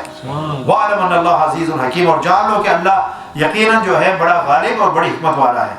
پھر اللہ تعالیٰ نے جو ہے یہ موت کے جو ہے نظارے کرا دیے، یعنی کہ اللہ دکھانا چاہتے ہیں کہ یہ مرنے سے مت ڈرو، وہی ہے جو تمہیں موت دیتا ہے، اسی نے تمہیں زندہ کرنا ہے، اور وہی ہے جو تمہیں جو ہے پھر دوبارہ زندگی دے گا، اور پھر ایک اعلیٰ ترین جو ہے تمہیں زندگی سے فَلَنُحْيِيَنَّهُ حَيَاةً طَيِّبَةً، اور ہم تمہیں جو ہے ضرور بضرور جو ہے ایک حیات طیبہ پاکیزہ زندگی دیں گے. تو وہ پاکیزہ زندگی اس نے دینی ہے. اب جو ہے اللہ فرما رہا ہے کہ دیکھو اللہ کیا کر سکتا ہے کہ ایک جو ہے جب ایک دانے سے وہ 100 بالیاں اور 100 یعنی کہ 7 بالیاں اور ہر بالی کے اندر جو ہے 100 دانے کتنے ہو گئے؟ 700 ہو گئے. تو وہ جب ایک دانے سے 700 دانے نکال سکتا ہے تو تم جو ہے جو اللہ کی راہ میں خرچ کرو گے اس کے ساتھ اللہ کیا معاملہ فرمائے گا. اس کو سمجھا رہا ہے کہ بیوقوف مت بنو، بخل کی راہ اختیار نہ کرو، انفاق کی راہ اختیار کرو، کیونکہ جو تم خرچ کرو گے اللہ تعالیٰ اس دنیا میں بھی وہ بڑا چڑھا کر تمہیں دے دے گا، اور آخرت میں تو پھر اس کا بہت ہی بہترین نظر ہے. مثل الذین ينفقون اموالهم فی سبیل اللہ، جو لوگ اللہ کی راہ میں اپنے مال خرچ کرتے ہیں ان کی مثال جو ہے کمثل حبۃ، ان کی مثال اس دانے کی سی ہے انبتت 7 سنابل، جس سے 7 بالیاں اگی، 7 جو ہے وہ فی کل سنبلۃ 100 حبہ، اور ہر بالی کے اندر 100 دانے ہوں، یعنی ایک کا جو 700 گنا اجر ہو گیا. کون سی ٹریڈ ہے ایسی جو اتنا پروفٹ دے گی؟ 260. کون سی ایسی 261 کون سی ایسی ٹریڈ ہے جو اتنا جو ہے فائدہ دے گی؟ ایک کا 700 گنا کہیں ملتا ہے؟ کوئی بزنس ایسا ہے، کوئی ٹریڈ ایسی ہے؟ اللہ فرماتا ہے فی کل سنبلۃ واللہ یضاعف لمن یشاء، اور اللہ جس کے لیے چاہتا ہے اس سے بھی زیادہ اضافہ فرما دیتا ہے. یہ تو ایک مثال کے ذریعے سمجھا دیا کہ ایک کا 700 گنا، لیکن جس کے لیے اللہ چاہے، اب ڈیپینڈ کرتا ہے وہ کتنے خلوص کے ساتھ، کتنے اخلاص کے ساتھ جو ہے وہ یعنی کہ کسی کی خدمت کر رہا ہے، کسی کو دے رہا ہے. ضروری نہیں کہ غریب ہی اسی کو دیا جائے. عزت میں آپ جو ہے آپ کسی عالم دین کی خدمت کر رہے ہیں، کسی حافظ کی خدمت کر رہے ہیں، جس طرح نماز تراویح ہوتی ہیں آپ دیتے ہیں، یہ ایک عزت ہے نا. کسی نے کو مانگا نہیں ہے، کچھ نہیں ہے. یہ ہے کہ جتنا آپ خلوص کے ساتھ جو ہے آپ کرتے ہو، اللہ کہتا ہے واللہ یضاعف لمن یشاء، اللہ جو ہے اس سے بھی زیادہ اضافہ فرما دیتا ہے. وہ دلوں کو دیکھتا ہے، ان کے اندر خلوص کو دیکھتا ہے، اخلاص کو دیکھتا ہے، سنسیریٹی کو دیکھتا ہے. ٹھیک ہے نا، اللہ تعالیٰ اس سے بھی زیادہ دیتا ہے. وہ پابند تو نہیں ہے کہ 700 گنا ہی دے. واللہ واسع علیم، اور اللہ تعالیٰ جو ہے وسعت والا اور خوب جانے والا ہے. الذین ينفقون اموالهم فی سبیل اللہ، جو لوگ اللہ کی راہ میں اپنے مال خرچ کرتے ہیں، ثم لا يتبعون ما انفقوا منا ولا اذى، اور پھر اپنے خرچ کیے کے پیچھے جو ہے نہ احسان جتلاتے ہیں نہ اذیت دیتے ہیں. یہ نہیں کہ خرچ دینے کے بعد اپنی بہن کو دیا، اپنے بھائی کو دیا، اور تانے مار مار کر اس کا جینا حرام کر دیا. اور یاد نہیں میں نے فلاں موقع پہ تیرے ساتھ یہ کیا تھا، تجھے یاد نہیں، میں یاد دلاتے ہیں تجھے یاد نہیں، بھولنے ہی نہیں دیتے. ساری زندگی جو ہے بھولنے نہیں دیتے اس بیچارے پر احسان کر کے کہ بھائی وہ اپنے اندر ہی اندر جو گھل رہا ہوتا ہے، اور اپنے اندر ہی اندر جو ہے ایک مثلا کہ شرمندگی محسوس کر رہا ہوتا ہے کہ یار میں غریب ہوں، تو اس کا مطلب یہ تو نہیں ہے نا کہ اس نے میرے ساتھ مدد کی میرے بھائی نے، اور اب مجھے جو تانے دے دے کر میرا جو ہے اس نے جینا جو ہے دوبر کر دیا ہے. تو نہ وہ احسان جتلاتے ہیں، نہ جو ہے وہ اذیت دیتے ہیں یعنی تانے دے کر. لہم اجرہم عند ربہم، ان کے لیے ان کے رب کے پاس ان کا جو ہے اجر ہے. ولا خوف علیہم ولا هم یحزنون، اور روز قیامت ان پر نہ کوئی خوف ہوگا اور نہ وہ غمگین ہوں گے. یہ اللہ کی راہ میں مال خرچ کرنے والوں کا اجر ہے کہ جو مال خرچ کرتے ہیں، نہ پھر احسان جتلاتے ہیں، نہ کسی کو اذیت دیتے ہیں. ٹھیک ہے نا، ایسوں کا یہ اجر ہے کہ ان پر جو ہے نہ کوئی خوف ہوگا نہ کوئی حزن ہوگا. بعض لوگ تو جو اپنی دی ہوئی چیز واپس لے لیتے ہیں، میں تینوں دیتی سی واپس دے دوں. ٹھیک ہے نا، حضور نبی اکرم صلی اللہ علیہ وسلم نے فرمایا کوئی صدقہ کرنے کے بعد، تحفہ بھی تو صدقہ ہی ہوتا ہے نا، اگر کوئی گفٹ دینے کے بعد، صدقہ دینے کے بعد اگر واپس مطالبہ کرے تو ایسے ہی ہے جیسے کتا جو ہے الٹی کر کے اپنی الٹی خود چاٹ لے. اس طریقے سے جو ہے یہ ہے دے دیا. ٹھیک ہے نا، ایسے لوگ بھی ہیں یا نہیں ہیں؟ وہ چل کر دے واپس. اچھا قول معروف و مغفرۃ خیر من صدقۃ یتبعها اذى واللہ غنی حلیم. پھر اللہ تعالیٰ فرما رہا ہے کہ اگر دل نہیں ہے نا دینے کا کسی کو، اگر احسان ہی جتلانا ہے، اذیت ہی دینی ہے اور دل نہیں ہے دینے کا، تو پھر جو ہے قول معروف و مغفرۃ خیر من صدقۃ یتبعها اذى، تو سائل سے نرمی کے ساتھ گفتگو کرنا. بھائی دے نہیں سکتے تو اس سے پیار سے محبت سے جھڑکو بھی مت، پیار سے محبت کے بھائی نہیں ہے مجھے نہیں، تھینک یو ویری مچ، ٹھیک ہے نا. تو سائل سے جو نرمی کے ساتھ گفتگو کرنا اور درگزر کرنا اس صدقے سے کہیں بہتر ہے جس کے بعد اس کی دل آزاری ہو. یعنی ایسا صدقہ جس کے بعد آپ نے اس کو جوتے مارنے ہیں، اس کی دل آزاری کرنی ہے، اس سے بہتر ہے کہ آپ جو پیار محبت سے اپنی جان چھڑا لیں. جی واللہ غنی حلیم، اور اللہ تعالیٰ جو بے نیاز ہے بڑا حلم والا ہے. تو اللہ کہہ رہا ہے کہ وہ بے نیاز ہے، تم بھی جو ہے بے نیازی شان استغنا اختیار کرو اور اپنے اندر حلم پیدا کرو، بردباری پیدا کرو. یہ چھچورا پن ہے، یہ بےہودہ پن ہے کہ کسی کو دے کر جو ہے اس کو تکلیف دینا، اذیت دینا اور جترانا اور احسان جو ہے اس کے اوپر جو ہے وہ مسلط کرنا. یہ چھچورا پن ہے، یہ علم کا تقاضا نہیں ہے. تو اللہ اپنی صفات کا رنگ ہم پر چڑھانا چاہتا ہے. پھر فرمایا یا ایھا الذین آمنوا لا تبطلوا صدقاتکم بالمن والأذى، اے ایمان والو اپنے صدقات بعد میں جو ہے احسان جتا کر اور دکھ دے کر اس شخص کی طرف کالذی ينفق مالہ رئاء الناس، اس شخص کی طرح برباد نہ کر لیا کرو جو مال لوگوں کے دکھانے کے لیے خرچ کرتا ہے. کہ بھئی لوگ دیکھیں گے کہ بھی خرچ کر رہا ہے تو کہیں گے میں بڑا سخی ہوں اور بڑا جو ہے دیالو ہوں تو اس لیے جو ہے وہ خرچ کرتا ہے. نہیں، وَلَا يُؤْمِنُ رِعَاءَ النَّاسِ، تو جس کام میں جو ہے ریا آ جائے، ریا معنی ہوتا ہے دکھلاوا، جس کام میں اللہ کی رضا نکل جائے، اس کی خوشنودی نکل جائے اور دکھلاوا آ جائے. يُحِبُّونَ الْمَالَ عَلَى حُبِّهِ ذَوِي الْقُرْبَى وَالْيَتَامَى وَالْمَسَاكِينِ، وہ مال کو اللہ کی محبت میں خرچ کرتے ہیں، دکھلاوے کے لیے نہیں کرتے. ٹھیک ہے نا. تو فرمایا کہ جو مالوں کو دکھنا اور کیا کرتا ہے وَلَا يُؤْمِنُ بِاللَّهِ وَالْيَوْمِ الْآخِرِ، اور نہ اللہ پر ایمان رکھتا ہے نہ روز قیامت پر. کیونکہ اگر اللہ پر روز قیامت پر ایمان رکھتا ہوتا تو یہ حرکتیں اس کی نہ ہوتی. فَمَثَلُهُ كَمَثَلِ صَفْوَانٍ عَلَيْهِ تُرَابٌ فَأَصَابَهُ وَابِلٌ فَتَرَكَهُ صَلْدًا لَا يَقْدِرُونَ عَلَى شَيْءٍ مِّمَّا كَسَبُوا وَاللَّهُ لَا يَهْدِي الْقَوْمَ الْكَافِرِينَ. اور اس کی جو مثال جو ہے اللہ تعالیٰ نے دی کہ ایک ایسے چکنے پتھر کی سی ہے، جو چکنا بڑا سلپری اسٹون ہو. ٹھیک ہے نا. اب دیکھیں اگر اچھی نیت نہیں ہونا تو وہ ایسی ہوتی ہے جیسے سلپری پتھر کی طرح. ٹھیک ہے نا. اور اس کے اوپر تھوڑا سا جو خیرات کی غبار لگ گئی نا، ذرا سی بارش ہوئی سب دھل گیا، سب چلا گیا، بچا کچھ؟ وہ پتھر پھر چکنے کا چکنا. تو یہ بری نیت کا یہ حال ہے. تو فرمایا کہ چکنے پتھر کی سی ہے، ایک ایسے چکنے پتھر کی سی ہے جس پر تھوڑی سی مٹی پڑی ہو، پھر اس پر زوردار بارش ہو تو وہ اسے پھر وہی سخت اور صاف پتھر کر کے چھوڑ دے، کچھ اس پر باقی نہیں رہتا. سو اپنی کمائی میں سے ان ریاکاروں لا یقدرون علی شیء مما کسبوا، سو اپنی کمائی میں سے ان کے ہاتھ کچھ بھی نہیں آئے گا. ایسے ریاکاروں کے ہاتھ کچھ نہیں آئے گا، انہوں نے انفاق کر بھی دیا تو اس کا کوئی فائدہ نہیں. واللہ لا یہدی القوم الکافرین، اور اللہ کافر قوم کو ہدایت نہیں فرماتا. پھر فرمایا وَمَثَلُ الَّذِينَ يُنْفِقُونَ أَمْوَالَهُمْ ابْتِغَاءَ مَرْضَاتِ اللَّهِ، اب ان لوگوں کی مثال دے رہے ہیں جو اللہ کی رضا کے لیے خرچ کرتے ہیں، اور جو لوگ اپنے مال اللہ کی رضا کے لیے حاصل کرنے کے لیے مرضات اللہ اور وَتَثْبِيتًا مِنْ أَنفُسِهِمْ، اور اپنے آپ کو مضبوط کرنے کے لیے یعنی ایمان اور اللہ کی اطاعت پر مضبوط کرنے کے لیے خرچ کرتے ہیں، تو اس کی مثال اللہ نے فرمایا کَمَثَلِ جَنَّةٍ بِرَبْوَةٍ أَصَابَهَا وَابِلٌ فَآتَتْ أُكُلَهَا ضِعْفَيْنِ. تو اللہ تعالیٰ نے فرمایا کہ ان کی مثال ایک ایسے گارڈن کی سی ہے، ایسے باغ کی سی ہے جو اونچی سطح پر ہو اور اس پر زوردار جو ہے بارش ہو، تو پھر کیا ہوگا؟ وہ 2 گنا ڈبل جو ہے فروٹ لے کر آئے گی، ڈبل جو ہے پھل لے کر آئے گی اگر تیز بارش ہو. فَإِن لَّمْ يُصِبْهَا وَابِلٌ فَطَلٌ، اور اگر اسے زوردار بارش نہ ملی، ہیوی رین جو ہے اگر نہیں ملی تو فطل وابل اور فطل، تو اسے شبنم ہو یا ہلکی سی پھوار جس طرح لائٹ سی جو ہے وہ بارش ہوتی ہے وہ بھی کافی ہو. وہ زمین اتنی جو ہے پیاری ہے، اس کی نیت یعنی کہ اس شخص کی نیت اتنی اچھی ہے کہ ہلکی سی بارش بھی اس کے لیے جو ہے یعنی کہ 2 گنا پھل نہیں تو کم سے کم جو ہے 1 گنا پھل تو آئے گا نا. واللہ بما تعملون بصیر، اور اللہ تمہارے اعمال کو خوب دیکھنے والا ہے.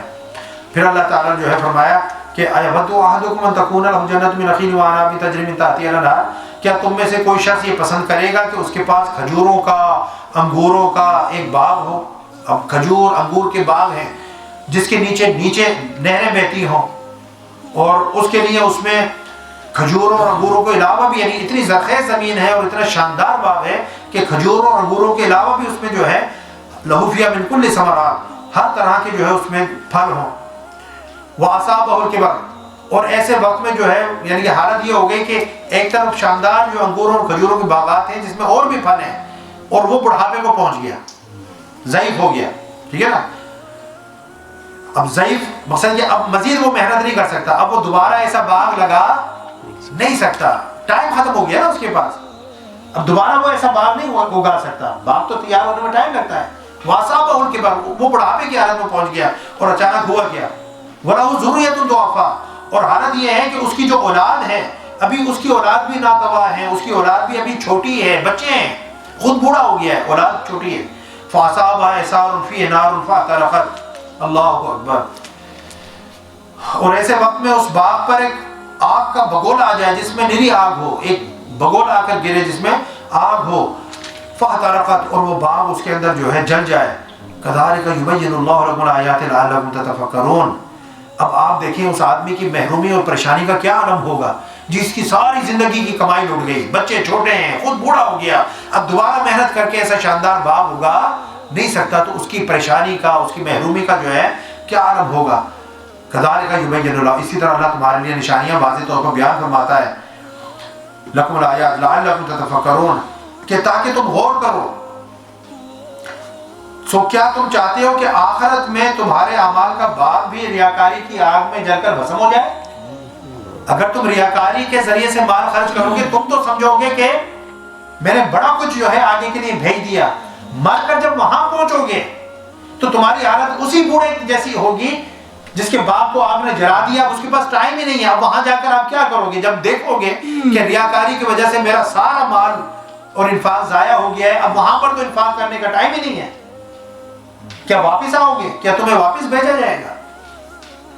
کیا ہوگا سوائے اس بوڑھے جیسی جو ہے وحشت اور پریشانی اور وہ رونا دھونا، اس کے علاوہ اور کیا ہوگا؟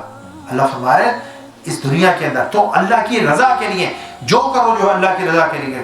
پھر اللہ تعالیٰ فرمایا یا ایھا الذین آمنوا انفقوا من طیبات ما کسبتم ومما اخرجنا لکم من الارض، اے ایمان والوں ان پاکیزہ کمائیوں میں سے اور اس میں سے جو ہم نے تمہارے لیے زمین سے نکالا ہے اللہ کی راہ میں خرچ کیا کرو. زمین سے کیا نکالا ہے؟ سونا، چاندی، ڈائمنڈز، یہ جو بڑی بڑی قیمتی چیزیں جو ہے تم نے اپنی تجوریوں کے اندر بند کر رکھی ہیں، ان چیزوں کے اوپر بھی جو زکوٰۃ بنتی ہے. ٹھیک ہے نا. اور کیا نکالا ہے اللہ نے زمین سے؟ فصل نکالی ہے، اس کے اوپر عشر ہے، 10واں حصہ ہے، تو فصل کے اوپر بھی زکوٰۃ ہے، تو اس پر بھی زکوٰۃ دو. اپنی پاکیزہ کمائیوں میں سے، تو پہلے تو پاکیزہ کمائی ہونا، تو اس کا مطلب یہ ہے کہ انسان کو دونوں راستے ہیں، حلال طریقے سے جو ہے کمائی کرنے کا اور حرام طریقے سے. تو اللہ نے فرمایا کہ جو اپنی کسب سے، اپنی محنت سے، حلال طریقے سے جو ہے وہ روزی کماتا ہے وہ اللہ کا دوست ہے، اللہ اسے محبوب رکھتا ہے، اللہ اس کو دوست رکھتا ہے. جو اپنے ہاتھوں سے کمائی کرتا ہے، محنت کرتا ہے. انبیاء نے اپنے ہاتھوں سے کام کیا. حضرت داؤد علیہ السلام جو ہے وہ یہ جس طرح سے زرہ اور یہ اس قسم کی چیزیں لوہے سے بناتے تھے. ٹھیک ہے نا. تو فرمایا کہ اپنی پاکیزہ کمائیوں میں سے اور اس میں سے جو ہم نے تمہارے لیے زمین سے نکالا ہے اللہ کی راہ میں خرچ کرو. وَلَا تَيَمُّمُوا الْخَبِيثَ مِنْهُ تُنْفِقُونَ وَلَسْتُم بِآخِذِيهِ إِلَّا أَن تُغْمِضُوا فِيهِ وَاعْلَمُوا أَنَّ اللَّهَ غَنِيٌّ حَمِيدٌ. اور اس میں سے گندے مال کو، حرام مال کو جو تم نے ظلم کر کے، زیادتی کر کے، رشوت کے ذریعے سے، بے ایمانی کے ذریعے سے کمایا ہے، اس کو اللہ کی راہ میں خرچ کرنے کا ارادہ مت کرو. اور اللہ نے فرمایا کہ وَلَسْتُم بِآخِذِيهِ إِلَّا أَن تُغْمِضُوا فِيهِ، اور اگر جو ہے وہی تمہیں جو ہے دے دیا جائے تو تم خود اسے ہرگز نہ لو، یعنی اس گندے مال کو تم خود نہ لو سوائے اس کے إِلَّا أَن تُغْمِضُوا فِيهِ کہ تم اس میں چشم پوشی کر لو. کوئی گندی چیز آپ کو دی جائے آپ لوگے؟ بولے نا. آپ کہو گے یار یہ گندی چیز، اچھا آپ مجھے تحفہ دے رہے ہیں، یہ گندی چیز مجھے آپ دے رہے ہیں، تو آپ ناپسند کرو گے نا. آپ اس کو کہو گے یار آپ نے یہ میری عزت کی ہے، یہ میرا آپ کا احترام اور وقار ہے آپ کے دل میں، آپ مجھے یہ گندی چیز جو ہے دے رہے ہیں. تو آپ کس کو دے رہے ہیں؟ اللہ کو دے رہے ہیں نا. تو یہ اللہ کی عزت ہے، یہ اللہ کا احترام ہے کہ گندی چیز اس کے بارگاہ میں جو ہے وہ پیش کی جا رہی ہے. اللہ نے فرمایا اگر تمہیں دی جائے تو تم اس بات کو پسند کرو گے؟ وَاعْلَمُوا أَنَّ اللَّهَ غَنِيٌّ حَمِيدٌ، اور بے شک جان لو کہ اللہ تعالیٰ بے نیاز اور لائق حمد ہے۔ الشیطان یعدکم الفقر ویأمرکم بالفحشاء، شیطان تمہیں اللہ کے راستے میں جو ہے خرچ کرنے سے روکنے کے لیے تنگ دستی کا خوف دلاتا ہے، غریب ہو جاؤ گے، بڑی محنت سے کمایا ہے، کیوں خرچ کرنے لگے ہو؟ خوف دلاتا ہے، تنگ دست ہو جاؤ گے، ٹھیک ہے نا؟ یعدکم الفقر ویأمرکم بالفحشاء، اور بے حیائی کا حکم دیتا ہے۔ دوسری جگہ اللہ تعالیٰ فرمائیں گے قد انزلنا علیکم لباسا یواری سوآتکم ولباس التقوی ذلک خیر، کہ ان الشیطان، کہ شیطان کیا چاہتا ہے کہ وہ جو لباس ہے، عزت والا لباس ہے، وہ تم سے جو ہے اتروانا چاہتا ہے، جس طرح حضرت آدم اور حوا کا لباس اتروایا تھا جنت کے اندر۔ تو شیطان کی سب سے زیادہ اور بڑی خواہش یہ ہوتی ہے کہ انسان کا لباس اتروائے، اور انسان کا لباس کب اترتا ہے؟ جب وہ بدکاری کرتا ہے۔ تو سب سے بڑا حملہ جو شیطان کا جو ہے بدکاری کا ہے، اس کو بڑا مزہ آتا ہے کہ آدم اور حوا کا لباس اتروایا تھا، اب ان کی جو اولاد ہے، ذریت ہے، ان میں سے بھی میں ہر ایک کا لباس اترواؤں۔ اب بات سمجھ رہے؟ تو فحاشی کا جو ہے وہ حکم دیتا ہے، واللہ یعدکم مغفرۃ منہ وفضلا واللہ واسع علیم، اور اللہ کیا کرتا ہے؟ اللہ تم سے اپنی بخشش کا، اپنے فضل کا، اپنی بخشش اور اپنے فضل کا وعدہ فرماتا ہے۔ واللہ واسع علیم، اور اللہ بہت وسعت والا ہے، خوب جاننے والا ہے۔ یؤتی الحکمۃ من یشاء، جسے چاہتا ہے دانائی عطا فرما دیتا ہے۔ تو دانائی کیا ہے؟ چیزوں کو سمجھنا، بصیرت، فہم، بصیرت کہ بھئی یہ چیز جو ہے کیا ہے، اس کا مقام و مرتبہ کیا ہے، مجھے جو ہے اس حوالے سے کیا اپنا راستہ ایک چننا چاہیے۔ یہ وہ نہیں کر سکتا جس کو اللہ نے بصیرت عطا فرمائی ہو، دانائی عطا فرمائی ہو، وزڈم عطا فرمائی ہو۔ اللہ فرماتا ہے جسے چاہتا ہے دانائی عطا فرما دیتا ہے۔ وَمَن یُؤْتَ الْحِکْمَةَ فَقَدْ أُوتِیَ خَیْرًا کَثِیرًا، اور جسے حکمت و دانائی عطا کی گئی اسے بہت بڑی بھلائی نصیب ہو گئی۔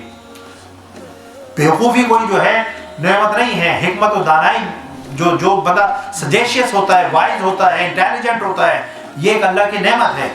وَمَا يَذَّكَّرُ إِلَّا أُولُو الْأَلْبَابِ، اور صرف وہی لوگ نصیحت حاصل کرتے ہیں جو عقل والے ہیں، صاحب عقل ہیں، صاحب دانش ہیں۔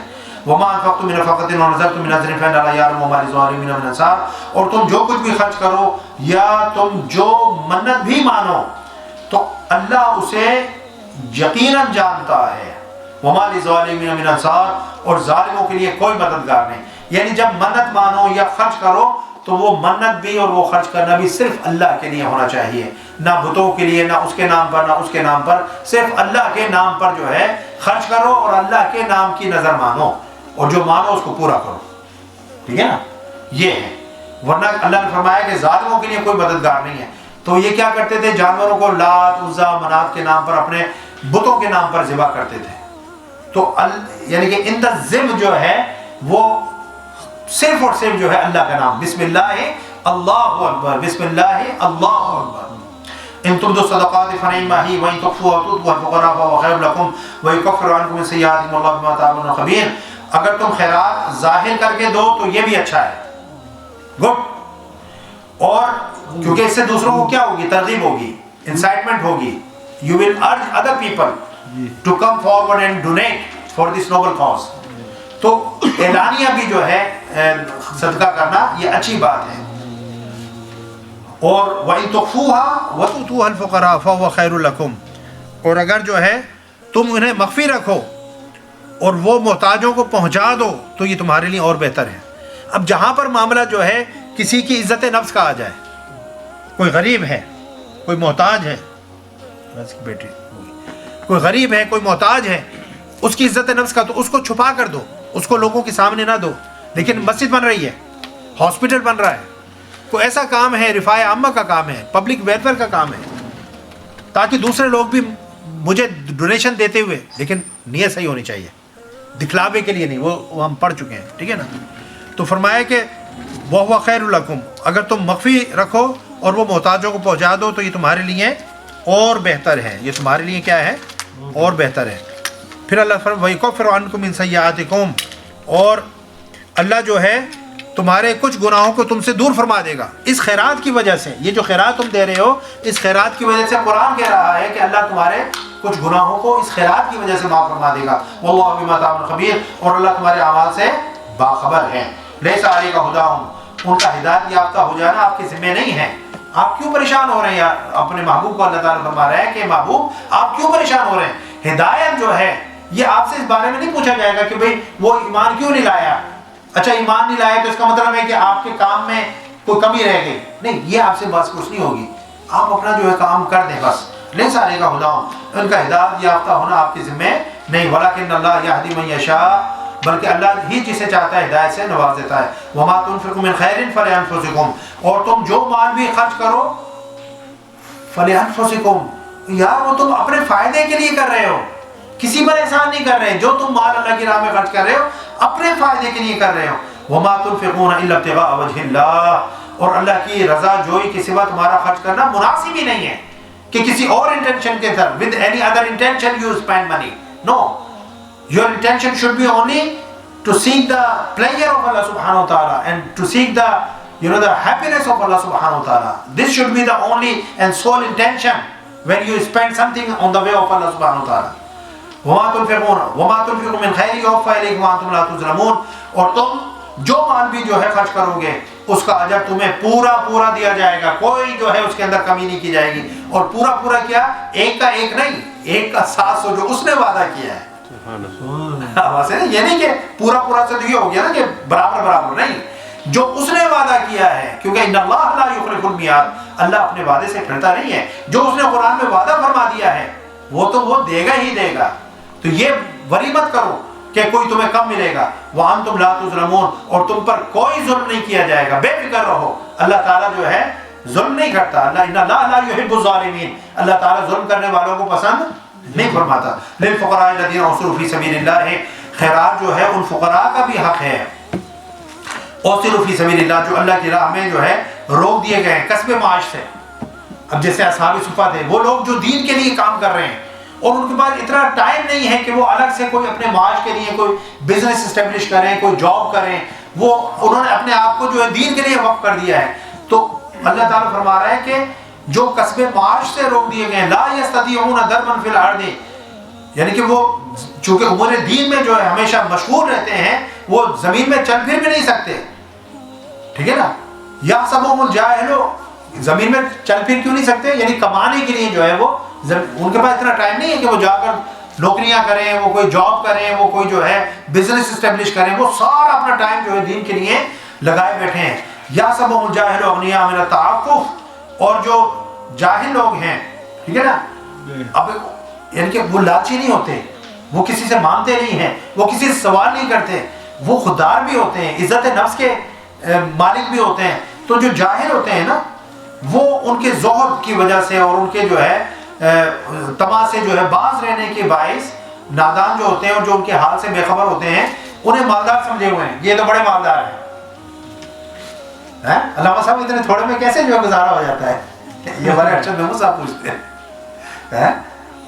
تو وہ سمجھتے ہیں یہ بڑے مالدار ہیں، لیکن وہ اللہ نے ان کو جو زہد دیا ہے تو وہ کسی سے کچھ کہتے نہیں ہیں، وہ ہاتھ نہیں پھیلاتے، وہ کسی سے مانگتے نہیں ہیں. اللہ نے فرمایا لا یسألون الناس الحافا، وہ لوگوں سے بالکل سوال ہی نہیں کرتے. ان سے لحاف کی طرح، لحاف بولتے ہیں نا، لحاف کو آپ اپنے اوپر اوڑھتے ہیں، تو الحاف اور لحاف کمبل نہیں بن جاتے کہ لپٹ جائیں لوگوں سے مانگنا شروع کر دیں. نہیں، وہ اپنی عزت اور یعنی کہ غیرت کے ساتھ جو اپنی زندگی گزارتے ہیں. وما تنفقوا من خیر فإن اللہ به علیم، اور تم جو مال بھی خرچ کرو تو بے شک اللہ تعالیٰ جو ہے یعنی کہ خوب اسے جانتا ہے. تو وہ لوگوں سے بالکل سوال ہی نہیں کرتے کہ کہیں گڑگڑانا نہ پڑے، الحاف نہ کرنا پڑے لوگوں کے ساتھ، مخلوق کے سامنے. تو اس طرح سے جو ہے وہ بالکل جو ہے کسی کے سامنے ہاتھ نہیں پھیلاتے. یہ اصحاب صفہ جیسے لوگ 300-400 کے قریب جو ہے اصحاب صفہ تھے، سارا ٹائم جو ہے مسجد نبوی میں رہتے.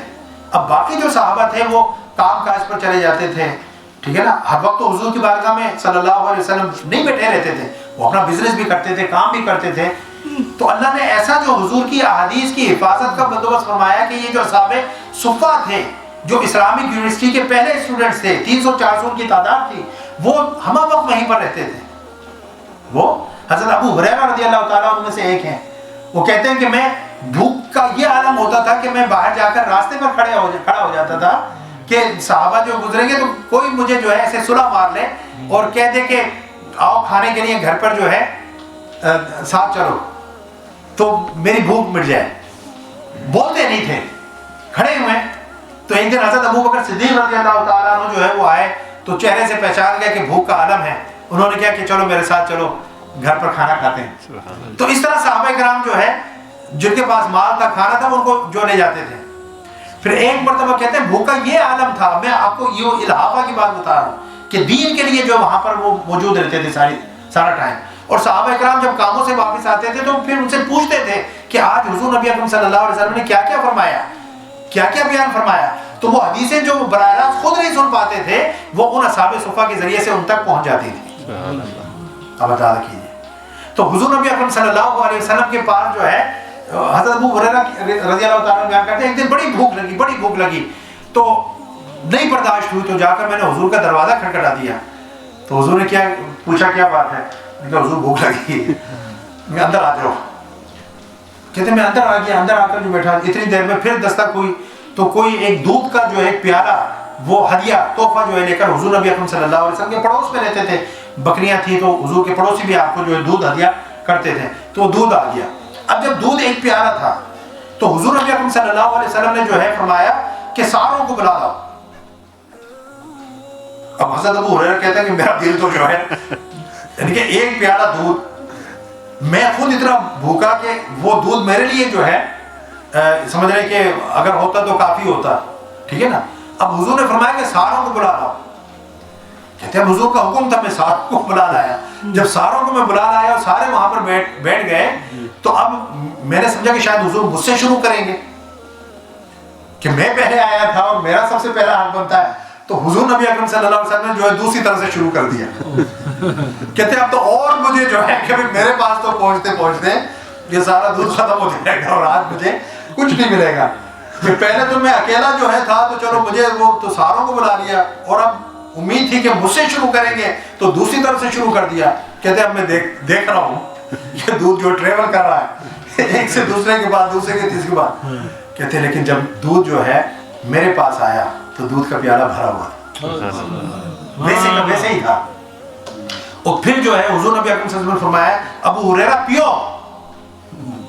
کہتے میں نے پیا اور جب میں رج گیا تو حضور نے فرمایا اور پیو. ابو ہریرہ اور پیو. کہتے حضور مجھ سے فرماتے جاتے کہ اور پیو اور پیو.